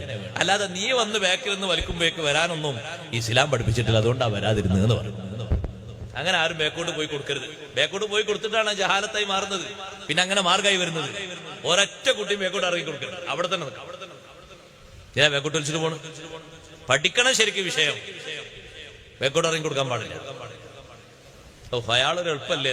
അയാൾ എളുപ്പമാണെങ്കിൽ നേരത്തെ നമ്മൾ എളുപ്പമായിട്ടില്ല ഇവിടെ നിന്ന്. മറ്റാൾ മറ്റേ ഭാഗത്ത് വന്ന് നിൽക്കട്ടെ, ഇമാമിനോട് തുടരട്ടെ. തുടർന്നിട്ട് സൗകര്യമെങ്കിൽ ബാക്കോട്ട് ഇറങ്ങട്ടെ. സുഹൃതങ്ങൾ ചെയ്യുന്നത് അതിന്റെ രൂപത്തിലും ഭാവത്തിലുമാകണം. സഹോദരങ്ങളെ, എങ്ങനെ കുളിച്ചാലും കുളിയാകും. പക്ഷേ നേരത്തെ പറഞ്ഞതുപോലെ കുളിക്കുന്നതിന്റെ മുമ്പ് മുൻകൈ കേകുന്നതും വായിൽ വെള്ളം കൊപ്പിളിക്കുന്നതും കുളിയുടെ സുന്നത്താണ്. അതേ ഭാര്യ ഭർത്താക്കന്മാര് ബന്ധപ്പെട്ട ശേഷമുള്ള കുളിയാണെങ്കിൽ ആദ്യം തന്നെ പോയി ഉളുവെടുക്കല്ല വേണ്ടത്. ആദ്യം ഒന്ന് പോയി മൂത്രമൊഴിക്കണം. എന്നിട്ട് ശരീരത്തിൽ എവിടെയെങ്കിലുമായ മാലിന്യങ്ങളൊക്കെ കേകി വൃത്തിയാക്കണം. ശേഷം നല്ല ഒരു ഉളു എടുക്കണം, പൂർണ്ണമായ ഉളു. ശേഷം അതാ സുബ്ഹാനല്ലാഹ് വെള്ളം ഒഴിച്ചുകൊണ്ട് കുളിക്കണം. വെള്ളം ഓരോ ഭാഗത്തേക്കും അതിന്റെ കൃത്യമായ രൂപത്തിൽ ഒഴിക്കണം. ഒന്നായിട്ട് വെള്ളം ഒഴിക്കുന്നതിന് പകരം തലയിൽ ആദ്യം വെള്ളമൊഴിച്ച് പിന്നെ വലത്തെ ഭാഗത്തൊഴിച്ച് വലത്തെ ഭാഗത്തിന്റെ നേരെ ഇപ്പുറത്തുള്ള പിൻഭാഗത്തൊഴിച്ച് പിന്നെ ഇടത്തെ ഭാഗത്ത് മുൻഭാഗത്തൊഴിച്ച് പിന്നെ പിൻഭാഗത്തൊഴിച്ച് ശരീരമാസകലം സോപ്പ് തേച്ച് കഴുകി. അപ്പോഴൊക്കെ ഉളൂ മുറിയാതെ സൂക്ഷിക്കണം. ഇടയിൽ ഉളൂ മുറിഞ്ഞു പോയാൽ മുറിയാവുന്ന സ്ഥലങ്ങളിൽ സ്പർശിച്ചിട്ടോ അല്ലാതെയോ മുറിഞ്ഞാല് ഇടയിൽ തന്നെ ആ ഉളൂഇനെ പുതുക്കൽ സുന്നത്തുണ്ട്. ആ ഉളൂ ഒരു ചെറിയ ഉളൂ അല്ല, മുഅക്കദായ ഉളൂ ആണ്, ശക്തിയായ സുന്നത്തുള്ള ഉളൂ ആണ്. കുളിയുടെ മുമ്പ് ഉളൂ എടുക്കാതെ ഒരൊറ്റ കുളിയും മുഹമ്മദുർ റസൂലുള്ളാഹി സ്വല്ലല്ലാഹു അലൈഹി വസല്ലം നിർവഹിച്ചിട്ടില്ലാന്ന് സയ്യിദത്തുനാ ബീവി ആയിഷ റളിയല്ലാഹു അൻഹ റിപ്പോർട്ട് ചെയ്യുന്നു. എല്ലാ സുഹൃതങ്ങളും നമ്മുടെ ജീവിതത്തിൽ വേണം. ഒരൊറ്റ ഒന്നിനെയും ചെറുതായി കാണരുത്. ചെറിയ സൽക്കർമ്മം വരെ വലുതായി അള്ളാഹു പരിഗണിച്ചിട്ടുണ്ടല്ലോ. ചെറിയ സുഹൃതം വരെ വലിയ രൂപത്തിൽ അല്ലാഹു തആല പരിഗണന കൊടുത്തിട്ടുണ്ട്. അതുകൊണ്ട് ചെറുതാണ് എന്ന് കരുതിയിട്ട് തള്ളിക്കളയരുത്. എത്ര ചെറിയ സുഹൃതമാണെങ്കിലും സുഹൃതമല്ലേ, സൽക്കർമ്മമല്ലേ, വലിയ നിലവാരത്തോടുകൂടെ അതിന് കാണണം. നിങ്ങൾ കണ്ടില്ലേ ബഹുമാനപ്പെട്ട ഉമ്മുദാജിൻ ബീവി റളിയല്ലാഹു അൻഹാ മദീനത്തെ പള്ളി അടിച്ചു വാരിയിരുന്ന സ്വഹാബി വനിതയാണ്. സ്വഹാബത്തൊക്കെ സുബ്ഹി നിസ്കാരം കഴിഞ്ഞിട്ട് ദർസ് കഴിഞ്ഞിട്ട് പോകുമ്പോ ആ പള്ളിയിലേക്ക് വരുന്നവര് ചൂട്ട് കത്തിച്ചല്ലേ വരാറുള്ളത്. സുബ്ഹിന്റെ മുമ്പ് തന്നെ അവര് പള്ളിയിലെത്തുന്ന പതിവാണല്ലോ. ഇരുട്ടത്ത് ചൂട്ട് കത്തിച്ചു കൊണ്ടുവന്ന സ്വഹാബിമാര് അതിന്റെ ചൂട്ടിന്റെ അംശങ്ങള് ഓരോ ഭാഗത്തുമായി ഇങ്ങനെ കുത്തിവെക്കും. ആ വെളിച്ചത്തിൽ അവർ നിസ്കരിക്കും. നേരം വെളുത്തതിന് ശേഷം പിന്നെയും കുറച്ചു നേരം ദർസ് ഉണ്ടാകും. അത് കഴിഞ്ഞ് പോകുമ്പോ ഉമ്മുദാജിൻ ബീവി റളിയല്ലാഹു അൻഹാ പള്ളിയിൽ വന്നിട്ട് ആരാരുമില്ലാത്ത നേരത്ത് ഇതെല്ലാം എടുത്തിട്ട് വേസ്റ്റ് തള്ളുന്ന സ്ഥലത്തേക്ക് കൊണ്ടുപോയിട്ട് പള്ളി ക്ലീനാക്കുന്ന മഹദിയാണ്. ആ മഹദി വഫാത്തായപ്പോ രാത്രി സമയത്ത് സ്വഹാബത്ത് മുത്തുനബി തങ്ങളെ വിളിക്കണ്ടെന്ന് കരുതിയിട്ട് അവര് തന്നെ നിസ്കരിച്ച് കഫൻ ചെയ്ത് നിസ്കരിച്ച് മറമാടിപ്പോയി. സുബഹിക്ക് ശേഷം നബി സല്ലല്ലാഹു അലൈഹി വസല്ലം ഞങ്ങളെ വിവരം അറിയിച്ചു. ഖബറൊന്ന് കാണിച്ചു തരൂ. ഖബറിനടുത്ത് പോയിട്ട് നബി തങ്ങൾ ചോദിച്ചില്ലേ, ഉമ്മുദാജിൻ ബീവി റളിയല്ലാഹു അൻഹയോട് ഖബറിന്റെ ഉള്ളിലുള്ള ബീവിയോട് ചോദിക്കുന്നു. പുറത്തുനിന്ന് സ്വഹാബത്തൊക്കെ കേൾക്കുന്നു. അയ്യഅമാലിൻ വജത്തി അഫ്ളലാ, ഉമ്മുദാജിനെ ഖബറിന്റെ ഉള്ളിലാണല്ലോ, ഏത് അമലാണ് ഏറ്റവും ശ്രേഷ്ഠതയുള്ളതായിട്ട് അനുഭവിച്ചത്? ഖബറിന്റെ ഉള്ളിലെത്തിയില്ലേ? ദുനിയാവിൽ ചെയ്ത സുകൃതങ്ങളൊക്കെ അവിടെ വെളിവായി വരുമല്ലോ. നിങ്ങളുടെ ജീവിതത്തിൽ നിങ്ങൾ ചെയ്ത അമലുകളിൽ ഏറ്റവും അഫ്ളലായി കണ്ടതേതാണ്? ഖബറിന്റെ ഉള്ളിൽ നിന്ന് ജവാബ് വരുന്നു, ഖുമ്മുൽ മസ്ജിദ് യാ റസൂലല്ലാഹ്, പള്ളിയിലെ വേസ്റ്റ് തൂത്തുവാരിയതാണ് നബിയേ. ഞാൻ ഇവിടെ എത്തിയപ്പോ നല്ല സന്തോഷമുള്ള അമലായി കണ്ടു. ലാ തഹ്തിറന്ന മിനൽ മഅറൂഫി ശൈആ, ഒരൊറ്റ നന്മയും ചെറുതായി കാണരുത്. വലൗ അൻതൽഖാ അഖാക ബിവജ്ഹിൻ തലീഖ്, പ്രസന്ന മുഖത്തോടെ നിന്റെ സഹോദരനെ അഭിമുഖീകരിക്കലാണെങ്കിലും അതിനും വരെ വലിയ കൂലിയുണ്ട്. നിന്റെ സുഹൃത്തിനെ കാണുമ്പോ ഒരു പുഞ്ചിരി തൂക മുഖത്തോടെ അവനെ സമീപിക്കണം. നീ എത്ര ടെൻഷനിലാണെങ്കിലും മറ്റൊരാൾക്ക് വിഷമമുണ്ടാകണ്ടെന്ന് കരുതിയിട്ട് ഒന്ന് പുഞ്ചിരി തൂകി കൊടുക്കണം. അതിന് വരെ വലിയ സന്തോഷമുള്ള അമലല്ലേ. മറ്റൊരാൾക്ക് നിന്നെ കണ്ടുള്ളൊരു സന്തോഷമുണ്ടായില്ലേ, വലിയ പ്രതിഫലം അല്ലാഹു സുബ്ഹാനഹു വ തആല കണക്കാക്കി തരും. വലിയ വേശ്യാവൃത്തി ചെയ്തൊരു മനുഷ്യന് വിശന്ന് വലഞ്ഞ് മണ്ണ് തിന്നുന്ന നായക്ക് തന്റെ ഹുഫൂരിയിട്ട് വെള്ളം കൊടുത്തപ്പോ ദോഷം പുറത്തു കൊടുത്ത് അല്ലാഹു സ്വർഗം നൽകിയില്ലേ. ചെറിയ ഒരു സുഹൃതമാണെന്ന് കരുതിയിട്ട് തള്ളിക്കളയാമോ? ഇല്ലേ, ഇല്ല. വിശേഷിച്ചും സുഹൃതങ്ങൾക്ക് വലിയ പെരുമഴ ലഭിക്കുന്ന, കൂലി ലഭിക്കുന്ന റമളാൻ മുന്നിൽ വരുമ്പോ ഒരു ചെറിയ അമല് പോലും വെറുതെ ആക്കണ്ട. അത്താഴത്തിന്റെ നേരത്ത് നിൽക്കുമ്പോ പരമാവധി ഇസ്തിഗ്ഫാർ ചൊല്ലിക്കോളൂ. 2 റക്അത്തെങ്കിലും നിസ്കരിച്ചോളൂ. കുറഞ്ഞ സമയമെങ്കിലും ദുആ ചെയ്തോളൂ. ഖുർആനോത്തിന് 24 മണിക്കൂറിൽ ഏറ്റവും ശ്രേഷ്ഠതയുള്ള സമയം അന്നും ഇന്നും എന്നും അത്താഴത്തിന്റെ നേരമാണ്. സുബ്ഹിന്റെ ശേഷമല്ല, മഗ്രിബിന്റെ ശേഷമല്ല. സൈനുദ്ദീൻ മഖ്ദൂം റളിയല്ലാഹു അൻഹു ഫതുൽ മീൽ പഠിപ്പിച്ചില്ലേ, ഖുർആനോത്തിന് ഏറ്റവും ശക്തിയുള്ള സ്ഥലം വഖ്തുൽ അസ്ഹാർ. ഒരു പേജെങ്കിലും എന്നും പതിവായി റമദാനിൽ ഓതാൻ ഒരുമിക്കോ. സമയം അതിനു വേണ്ടി നീക്കിവെച്ചോ. നാവിലേക്ക് കാരക്ക വെക്കുമ്പോ ആദ്യമായി നിന്റെ വായിലൂടെ ഉള്ളിലേക്ക് ഉമിനീരിറങ്ങിയിട്ട് നോമ്പ് തുറക്കുന്ന സമയത്ത് എന്ത് ഖൈറാണോ നീ അല്ലാഹുവോട് ദ്വാരക്കുന്നത് അതിന് ഉത്തരമുണ്ടെന്ന് സയ്യിദുനാ റസൂലുള്ളാഹി സ്വല്ലല്ലാഹു അലൈഹി വസല്ലം മറന്നു പോകരുത്. അന്നാന്നത്തെ നോമ്പ് അല്ലാഹ് കബൂലാക്കി തരാൻ ഒന്ന് ദുആ ചെയ്തോ. വൈകല്യങ്ങൾ ധാരാളമല്ലേ, നമ്മള് മാസൂമീങ്ങളല്ലല്ലോ. പറഞ്ഞതുണ്ട്, ചെയ്തതുണ്ട്, ചിന്തിച്ചതുണ്ട് ഒക്കെ മാപ്പാക്കിയിട്ട് പടച്ച റബ്ബ് കബൂലാക്കുന്ന നോമ്പായി കിട്ടിയാൽ എത്ര വലിയ വിജയമാണ്. സുഹൃതങ്ങൾ ചെറുതായി കാണരുത്. ഇമാമിങ്ങൾ ചെറിയ കാര്യം പോലും വലിയ അമലായി കണ്ടു. നിങ്ങൾ കേട്ടിട്ടില്ലേ, വലിയൊരു മുഹദ്ദിസ് ഉണ്ട് എന്ന് കേട്ടിട്ട് ഹദീസ് പണ്ഡിതനെ കാണാൻ വേണ്ടി അതേ 10-45 കിലോമീറ്റർ വാഹനത്തിൽ സഞ്ചരിച്ച് വളരെ പ്രയാസങ്ങൾ സഹിച്ച് ഒരു ഹദീസ് പണ്ഡിതനെ കാണാൻ വേണ്ടി വേറൊരു മഹാനവറുകൾ ആ ഹദീസ് പണ്ഡിതന്റെ അടുത്ത് ചെന്നു നോക്കുമ്പോ ഈ ഹദീസ് പണ്ഡിതനോട് സലാം പറഞ്ഞു, സലാം അടക്കി. ആ വലിയ ഹദീസ് പണ്ഡിതൻ എന്താ പണിയെന്നറിയോ? ഒരു പാത്രത്തിൽ ഭക്ഷണം എടുത്തിട്ട് മുന്നിലൊരു നായയെ കാണുന്നുണ്ട്. ആ നായന്റെ അടുത്തേക്ക് ഈ പാത്രം ഇങ്ങനെ നീക്കി കൊടുക്കുന്നു. നായ ഭക്ഷിക്കുന്നത് നോക്കുന്നു. ഭക്ഷണമൊക്കെ കഴിച്ചിട്ട് നായ തിരിഞ്ഞു പോകുമ്പോ ആ പാത്രം എടുത്തിട്ട് കഴുകി വൃത്തിയാക്കിയിട്ട് അതേ വേറൊരു ഭാഗത്ത് വെക്കുന്നു. ഹദീസ് സ്വീകരിക്കാൻ വേണ്ടി വന്ന മഹാപണ്ഡിതൻ നോക്കുന്നു. ഞാൻ വന്നിട്ട് സലാം പറഞ്ഞു. നായനെയാണല്ലോ പരിപാലിക്കുന്നത്, നായക്ക് ഭക്ഷണം കൊടുക്കുന്ന ശുഗലിലാണല്ലോ. അത് കഴിഞ്ഞ ശേഷം നബി സല്ലല്ലാഹു അലൈഹി വസല്ലം നിങ്ങൾ പഠിപ്പിച്ച ഹദീസ് ഓതിക്കൊടുത്തു. ആരെങ്കിലും പ്രതീക്ഷ വെച്ച് ഏതെങ്കിലും ഭാഗത്തുനിന്ന് വന്നാൽ നിരാശപ്പെടുത്താതെ മടക്കി വിട്ടാൽ അള്ളാഹുവിന്റെ റഹ്മത്തുണ്ട്, അള്ളാഹുവിന്റെ മഗ്ഫിറത്തുണ്ട്. ഹദീസ് സ്വീകരിക്കാൻ വേണ്ടി വന്ന പണ്ഡിതൻ പറഞ്ഞു, എനിക്ക് ഈ ഹദീസ് ധാരാളമാണ്.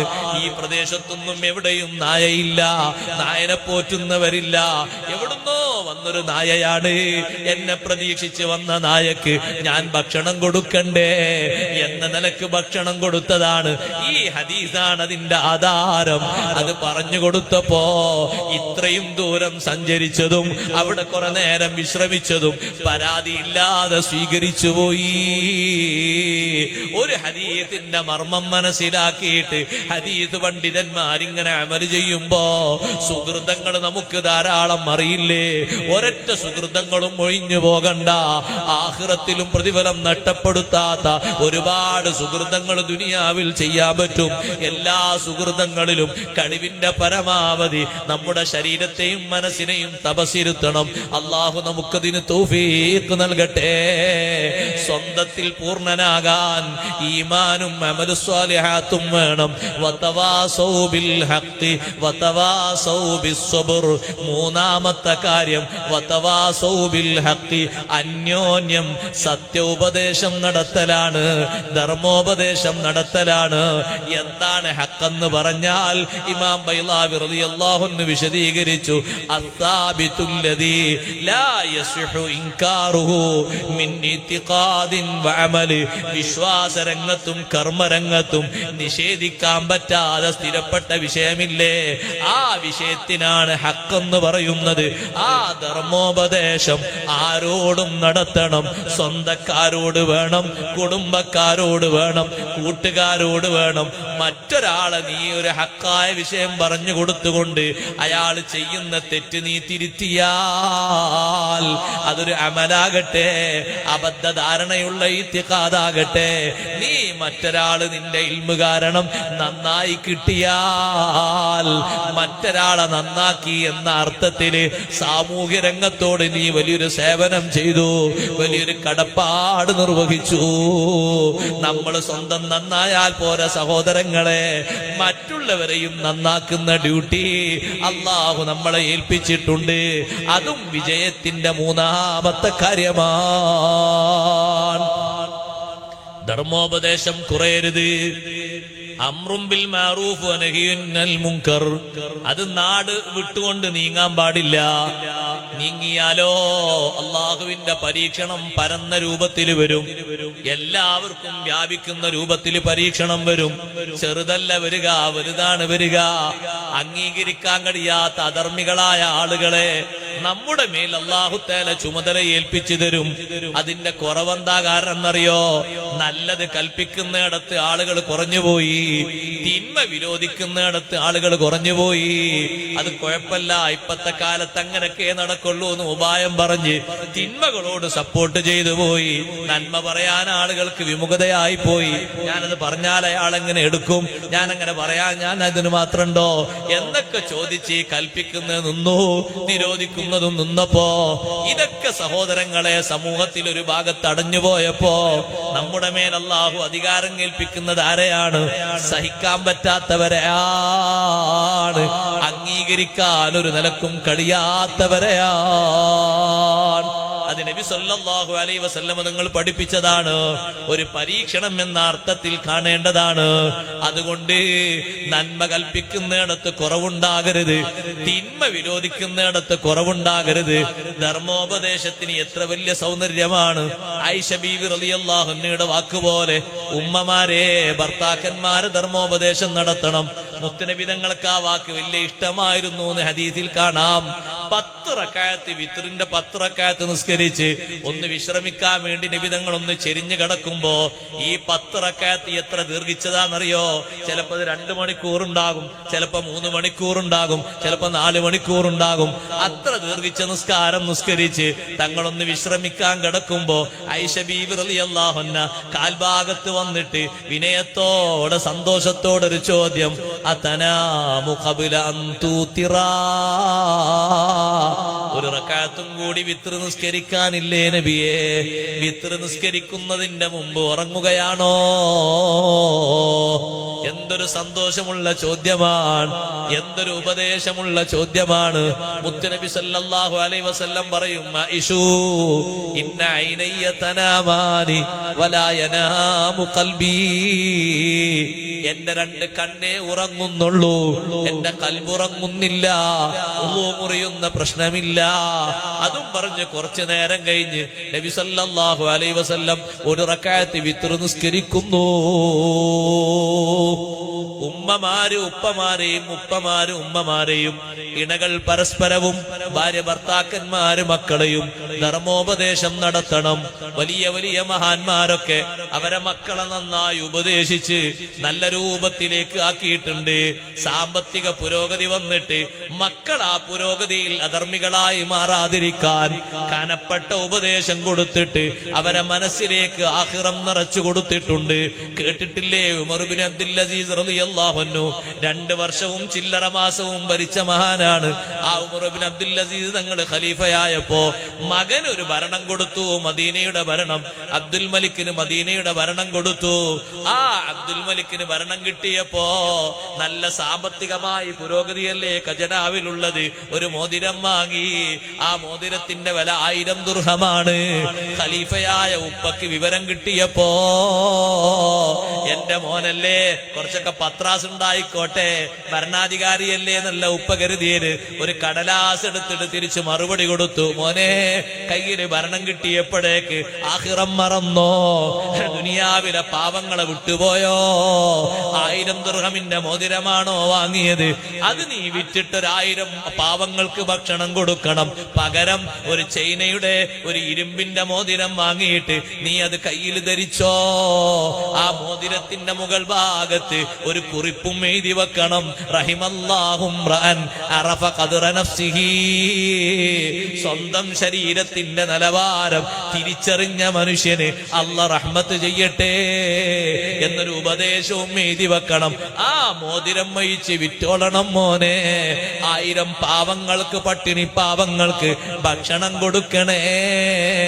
ഖലീഫയുടെ കീഴിലുള്ള ഒരു ചെറിയ അധികാരം സ്വന്തം മകന് കൊടുത്തിട്ട് ദുനിയാവ് മകന്റെ കയ്യിൽ കിട്ടിയിട്ട് അതുകൊണ്ട് ആ മകന് ഉല്ലസിക്കാവതല്ല, അതേ പറപറക്കാവതല്ല. ആഖിറം ഓർത്തിട്ട് ഭരണം നടത്തണേ. കാശില്ലാതെ വിഷമിച്ച സമയത്ത് സ്വന്തം പെൺമക്കൾക്ക് പെരുന്നാളിന് വസ്ത്രം വാങ്ങിക്കൊടുക്കാനില്ലാത്ത നേരത്ത് ഉമർ ബിൻ അബ്ദുൽ അസീസ് റളിയല്ലാഹു അൻഹു ഖജനാവ് സൂക്ഷിക്കുന്ന, ട്രഷറി കൈകാര്യം ചെയ്യുന്ന തന്റെ കീഴിലുള്ള തൊഴിലാളിയോട് 2 മാസത്തെ ശമ്പളം നേരത്തെ തരുമോ? എന്തിനാന്ന് ചോദിച്ചപ്പോ, നാളെ കഴിഞ്ഞ് മറ്റന്നാള് പെരുന്നാളല്ലേ, എന്റെ മക്കൾക്ക് പുതുവസ്ത്രമൊന്നും വാങ്ങിയിട്ടില്ല. അവരെ കൂട്ടുകാരികൾ കണ്ടപ്പോ ചോദിച്ചു, പുതുവസ്ത്രം വാങ്ങിയിട്ടില്ലേ? ഞാനതങ്ങ് മറന്നുപോയി, എന്റെ കയ്യിൽ പണമില്ല, 2 മാസത്തെ ശമ്പളം നേരത്തെ തരുമോ? ഖജനാവ് സൂക്ഷിക്കുന്ന ആള് ഈ ഭരണാധികാരിന്റെ കീഴിലുള്ള തൊഴിലാളിയാണ്. പക്ഷേ ആ തൊഴിലാളി ഉമർ ബിൻ അബ്ദുൽ അസീസ് തങ്ങളോട് പറഞ്ഞു, അടുത്ത 2 മാസം നിങ്ങൾ ജീവിച്ചിരിക്കുമെന്നതിന് ഗ്യാരണ്ടി ഉണ്ടോ? ഉണ്ടെങ്കിൽ അതൊരു പേപ്പറിൽ എഴുതി തരൂ, 2 മാസത്തെ ശമ്പളം നേരത്തെ തരാം. ഉമർ ബിൻ അബ്ദുൽ അസീസ് തങ്ങള് ട്രഷറി കൈകാര്യം ചെയ്യുന്ന ഖാസിനോട് പറഞ്ഞു, ബാറക്കല്ലാഹു ലക, അല്ലാഹ് നിനക്ക് ബറക്കത്ത് ചെയ്യട്ടെ. 2 മാസത്തിന് ഉറപ്പ് പറയുന്നത് എങ്ങനെയാ? എനിക്ക് ശമ്പളം വേണ്ട, ഞാൻ എന്റെ മക്കളോട് പറഞ്ഞു നിർത്തിക്കൊള്ളാം. രാജാക്കന്മാരെ, മതമേലാളന്മാർ ഉപദേശിച്ചിട്ട് രാജകീയമായ സ്ഥാനത്ത് നിൽക്കുന്ന ആളുകൾക്ക് ഇസ്ലാമികമായ ത്യാഗത്തിന്റെ പരിവേഷം, സുഹൃദിന്റെ പരിവേഷം കൊടുത്തിട്ട് സാഹിദീങ്ങളാക്കി നടത്തിയിട്ടുണ്ട്. അത്താഉ ബിൻ അബീ റബാഹ് റളിയല്ലാഹു അൻഹുവിന്റെ ഉപദേശം കേട്ടിട്ട് വലീദ് ബിൻ അബ്ദുൽ മലിക് എന്ന ഭരണാധികാരി കരയാത്ത ദിവസങ്ങളില്ല, ആഖിറത്തെ പറ്റി ചിന്തിക്കാത്ത സമയങ്ങളില്ല. വലിയ ഭരണാധികാരിയായ ഹാറൂൻ റഷീദിന് അതേ ജനങ്ങളൊക്കെ മജ്നൂന് മജ്നൂൻ എന്ന് വിളിച്ചിരുന്ന വലിയ മഹാനുഭാവനായ ബുഹ്ലൂല് ഹാറൂൻ റഷീദിനെ വിളിച്ചിട്ട് പോകുന്ന വാഹനത്തിൽ നിന്ന് താഴെയിറങ്ങിയിട്ട്, അള്ളാഹു തന്ന ഭരണം എത്ര കാലമുണ്ടെന്നാ കരുതിയത്? ജനങ്ങൾക്കിടയിൽ നിനക്ക് അഹങ്കാരമുണ്ടോ? നിനക്ക് അഹംഭാവമുണ്ടോ? ഭരണാധികാരിക്ക് വാതു പറഞ്ഞു കൊടുത്തിട്ട് ഹാറൂൻ റഷീദിനെ കരയിപ്പിച്ചുപോയി. ബുഹ്ലൂല് എന്റെ ജീവിതത്തിൽ നല്ല മാറ്റം വരുത്തിയെന്ന് ഹാറൂൻ റഷീദ് പലവരും പറയാറുണ്ട്. വതവാസൗ ബിൽ ഹഖ്, ആരോടും ധർമ്മോപദേശം നടത്തണം. വതവാസൗ ബിസ്സബ്രി, അന്യോന്യം സബർ കൊണ്ട് ഉപദേശിക്കണം. ജീവിതത്തിന്റെ ഏറ്റവും വലിയ മാറ്റം സബർ എന്ന് പറയുന്ന കാര്യത്തിലൂടെയാണ്. ക്ഷമിച്ച് ജീവിക്കാൻ പറയണം. ഇരിക്കട്ടെ, ഞാൻ എന്റെ വാക്കുകൾ ഉപസംഹരിക്കുന്നു. 4 സബറാണ് പ്രധാനമായിട്ടുമുള്ളത്. മഹാന്മാരായ പണ്ഡിതന്മാര് വിശദീകരിച്ചു. അസ്സബ്റു അനിൽ മഅസിയ, അസ്സബ്റു അലൽ ത്വാഅ, അസ്സബ്റു അലൽ ബലാ.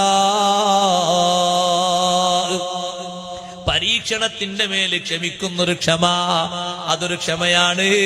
മഅസിയത്തിൽ നിന്ന്, കുറ്റകൃത്യങ്ങളിൽ നിന്ന് മാറി നിൽക്കാനുള്ള ക്ഷമൊരു ക്ഷമയാണ്. ആരാധനയിൽ പതിവാകുന്ന ക്ഷമൊരു ക്ഷമയാണ്. പ്രതിസന്ധി ഘട്ടങ്ങളിൽ തരണം ചെയ്തുകൊണ്ടുള്ള സബ്റൊരു ക്ഷബ്റാണ്. ഇതിലേറ്റവും മുൻപന്തിയിൽ നിൽക്കുന്നത് അസ്സബ്റു അനിൽ മഅസിയ. കുറ്റകൃത്യങ്ങൾ ചെയ്യാതെ ക്ഷമയുള്ള ജീവിതമില്ലേ? ആ ക്ഷമയോളം വലുപ്പമുള്ള, അതിനോളം മഹത്വമുള്ളൊരു ക്ഷമ ലോകത്ത് വേറെ ഇല്ല. ക്ഷമിക്കാൻ പറയണം. ജീവിതത്തിൽ പ്രതിസന്ധികൾ വരും, പ്രയാസങ്ങൾ വരും, ബുദ്ധിമുട്ടുകൾ വരും, ത്യാഗങ്ങൾ വരും, ആരാധനകൾക്ക് മടികൾ വരുമ്പോ ക്ഷമ കൊണ്ട് ഉപദേശിക്കണം. ഉപദേശിക്കണം. അതേ മാസിയത്തുകൾക്ക് താല്പര്യം വരുമ്പോ മാസിയത്തിൽ നിന്ന് വിട്ടുനിൽക്കാനുള്ള ധർമ്മോപദേശം, ക്ഷമോപദേശം കൊടുക്കണം. എത്ര പ്രതിസന്ധി വന്നാലും ദീന് വിട്ടുപോകാതെ ക്ഷമിച്ച് അള്ളാഹുവിന്റെ ദീനിൽ അടിയുറച്ചു നിൽക്കാൻ ക്ഷമ വേണം. ഈ ക്ഷമകളൊക്കെ പതിവാക്കണം. ആരാധനയിൽ ക്ഷമ വേണം, പരീക്ഷണത്തിൽ ക്ഷമ വേണം, മാസിയത്തിൽ നിന്ന് ക്ഷമ വേണം. വതവാസൗ ബിസ്സബ്രി, അന്യോന്യം ധർമ്മോപദേശം നടത്തണം, അന്യോന്യം സത്യോപദേശം നടത്തണം. നമ്മൾ സ്വന്തത്തിൽ മാത്രം നന്നാകാൻ ശ്രമിക്കരുത്. നമ്മുടെ കീഴിലുള്ളവരെ, നമ്മുടെ സഹജീവികളെ, നമ്മുടെ കൂട്ടുകാരെ, സഹജനങ്ങളെ ക്ഷമിച്ചുകൊണ്ട് ഉപദേശിച്ചുകൊണ്ട് നന്നാക്കിയിട്ട് അവരോടൊപ്പം നിന്നിട്ട് അവരെയും അള്ളാഹുവിന്റെ മാർഗത്തിൽ നല്ലവരാക്കി വളർത്തണം. അതേ സ്വന്തത്തിൽ ഈമാനും ഇഖ്ലാസും ഒക്കെ രൂഢമൂലമാക്കി പടച്ച റബ്ബിന്റെ ദീനിന്റെ ഖിദ്മത്തിൽ ഒരു കുറവും വരുത്താതെ മുന്നോട്ട് നീങ്ങണം. അല്ലാഹു ജല്ല ജലാലുഹു നമുക്കെല്ലാവർക്കും അതിന് തൗഫീഖ് തരട്ടെ. നല്ല ക്ഷമ പാലിക്കുന്നതിന് ഒരു കുറവും ഉണ്ടാകരുത് സഹോദരങ്ങളെ. എല്ലാ നിലക്കും എല്ലാ കാര്യങ്ങളിലും നല്ല സ്വബർ പാലിക്കണം. കൂട്ടത്തിലൊന്ന് പറയട്ടെ, ആരാധനക്ക് വലിയ ക്ഷമ വേണം. പരിശുദ്ധ ഖുർആൻ അത് നന്നായി പഠിച്ചു ഓതേണ്ടവരാണ്. ഖുർആൻ പഠിച്ചവരാണ് നിങ്ങളെ കൂട്ടത്തിൽ ഏറ്റവും നല്ലവരെന്ന് പറഞ്ഞത്.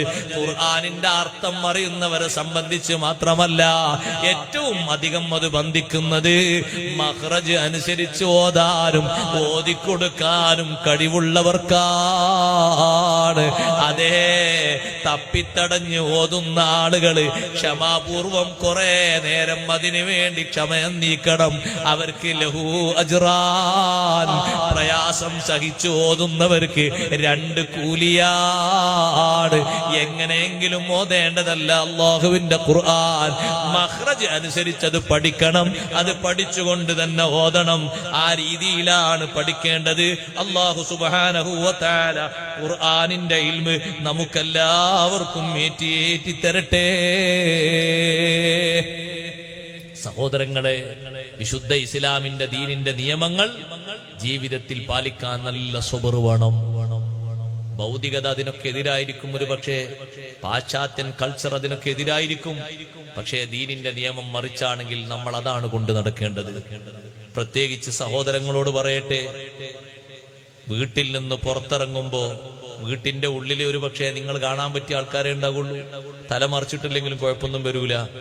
നിങ്ങൾ കൈയൊന്നും ഇട്ടത് ഒരു ചെറിയ ഹാഫ് കൈയിന്റെ ഡ്രസ്സായിട്ടത് കുഴപ്പമൊന്നും വരില്ല. അവിടെ കാണാൻ പറ്റിയ ആൾക്കാരെ ഉണ്ടാകുള്ളൂ. പുറത്തിറങ്ങുമ്പോഴും അത് പോരാ. വീട് വിട്ട് പുറത്തിറങ്ങുമ്പോ നിങ്ങളെ കൈ മുഴുവനും മറക്കേണ്ടതാണ്, മാറിടം മറക്കേണ്ടതാണ്. കാലിന്റെ തായ്ഭാഗമൊന്നും കാണിക്കാൻ പാടില്ല. അപ്പുറത്തും ഇപ്പുറത്തുള്ള വീട്ടിലേക്ക് പോകുന്ന സമയത്ത് പോലും സഹോദരിമാര് അരക്കുപ്പായം, കാൽക്കുപ്പായുള്ള മാക്സിയും മറ്റും ധരിച്ചുകൊണ്ട് പോകരുത്. അവിടെ നിങ്ങളെ കാണാൻ പറ്റാത്ത ആൾക്കാർ നിങ്ങൾ പോകുന്ന വഴിയിലൊക്കെ വരും. പൂർണ്ണമായി കഫുള്ളത് വാങ്ങാൻ കിട്ടാഞ്ഞിട്ടല്ല, പൂർണ്ണമായി കഫുള്ളത് കൊടുത്താൽ പറയുന്നത് വയസ്സെത്തിയാൾക്കുള്ളതാണ്. അതിന്റെ അർത്ഥം എനിക്ക് വയസ്സാകൂല, എല്ലാ കാലത്തും 18 ആകുള്ളൂ എന്ന് അതിന്റെ ഒരു ധ്വനിയുള്ളത്. അങ്ങനല്ല. എന്നാ നല്ലത് വാങ്ങിയിട്ട് ഡ്രസ്സ് വാങ്ങിയിട്ട് അടുപ്പിച്ചൂടെ? അടുപ്പിക്കുമ്പോഴും പറയും ഇത്ര മതി, ഫുള്ള് വേണ്ടാന്ന് പറയും. ഫുള്ളുള്ളത് ചുരുട്ടി വെച്ചാ പോരെ പണിയെടുക്കുന്ന സമയത്ത്. പുറത്തിറങ്ങുമ്പോൾ അത് പോരാ. ശ്രദ്ധിക്കേണ്ട രൂപത്തിൽ ശ്രദ്ധിക്കണം. അത് കൊണ്ടു നടക്കാൻ വലിയ സ്വബറുണ്ട്. നെരിയാണിക്ക് താഴെ വസ്ത്രം ഇഴഞ്ഞു നടക്കാൻ പാടില്ല. പാന്റാണെങ്കിലും ഏത് തരം വസ്ത്രമാണെങ്കിലും പുരുഷന്മാര് ഞെരിയാണിക്ക് മുകളിലാണ് വസ്ത്രം ധരിക്കേണ്ടത്.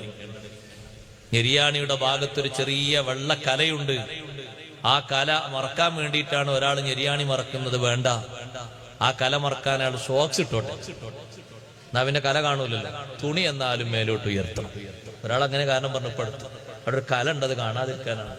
ആ 2 മുറാദ് വയസ്സിലായി കല കാണാതിരിക്കലും താഴോട്ടെടുക്കലും അത് വേണ്ട. അവിടെ ഷോക്സ് ധരിച്ചിട്ട് കല മറച്ചോട്ടെ. കല കാണുമ്പോൾ ഒരു ബുദ്ധിമുട്ടൊക്കെ ഉണ്ടാവും, സ്വാഭാവിക എനിക്കൊക്കെ ഉണ്ടാവും. അത് നമുക്ക് ഉണ്ടായോക്കുമ്പോഴല്ലേ കാര്യം അറിയുള്ളൂ. പക്ഷെ തുണി അതിന്റെ പേരിൽ താഴോട്ട് കൊടുക്കണ്ട. തുണി മേലോട്ട്. അത് അല്ലാഹു തആലാക്ക് വെറുപ്പുള്ളൊരു സംഗതിയാണ്. റബ്ബ് റഹ്മത്തിന്റെ നോട്ടം നോക്കാത്തൊരു സംഗതിയാണ്. അതുകൊണ്ട് അത് വേണ്ട. അത് ഏത് പാന്റാണെങ്കിലും തുണിയാണെങ്കിലും ഒക്കെ അതിന്റെ പരിമിതമായ രൂപത്തിൽ തന്നെ ഉപയോഗിക്കണം. അങ്ങനെ കൊണ്ടു നടക്കാനും ഒരു സ്വബറ് വേണം, ഒരു ക്ഷമ വേണം. ഇസ്ലാമിന്റെ നിയമങ്ങളൊക്കെ തക്ലീഫുകളൊക്കെ പ്രയാസങ്ങൾ നിറഞ്ഞതായി തോന്നും. പക്ഷേ ക്ഷമാപൂർവം അത് സ്വീകരിച്ച് അതിന്റെ സൗന്ദര്യം നമ്മുടെ ശരീരത്തിലേക്കും മനസ്സിലേക്കും രൂഢമൂലമാക്കണം. അള്ളാഹു നമ്മെ അനുഗ്രഹിക്കുമാറാകട്ടെ. വിശദമായ ചരിത്രങ്ങളിലേക്കൊന്നും ഞാൻ കടന്നിട്ടില്ല, സമയം പരിമിതമായതുകൊണ്ട്. എല്ലാവരും നന്നായി പരിശുദ്ധ ഖുർആൻ ഓതുകയും പഠിക്കുകയും കേൾക്കുകയും ചെയ്യണമെന്ന് എന്നോടും നിങ്ങളോടും ഓർമ്മപ്പെടുത്തി ഞാൻ എന്റെ വാക്കുകൾ ഉപസംഹരിക്കുന്നു. അല്ലാഹു ജല്ല ജലാലുഹു നമ്മുടെ ഈ മജ്ലിസ് ദുആഇന് ഇജാബത്തുള്ള നല്ല സദസ്സായി നമ്മിൽ നിന്ന് സ്വീകരിക്കുമാറാകട്ടെ. ഈ 4 കാര്യങ്ങളും ചുരുങ്ങിയ രൂപത്തിൽ പറഞ്ഞതാണ്. നമ്മുടെ ജീവിതത്തിൽ ഉൾക്കൊണ്ടുകൊണ്ട് ഓരോന്നും ഉൾക്കൊണ്ടുകൊണ്ട് നമ്മൾ സ്വന്തത്തിൽ നന്നാവാനും മറ്റുള്ളവർ അതുവഴി നന്നാക്കാനും അള്ളാഹു നമ്മെ അനുഗ്രഹിക്കുമാറാകട്ടെ. നമ്മുടെ കുടുംബക്കാരെയും കൂട്ടുകാരെയും സ്നേഹിതന്മാരെയും അള്ളാഹുവിന്റെ മാർഗത്തിലായി ദീനിന് ഖിദ്മത്ത് ചെയ്യുന്ന നല്ല നിലക്ക് ജീവിക്കുന്ന ആളുകളാക്കി നല്ല റാഹത്തുള്ള ജീവിതത്തിന്റെ ഉടമകളാക്കി അള്ളാഹു തആല അവരെയും നമ്മെയും അനുഗ്രഹിക്കുമാറാകട്ടെ.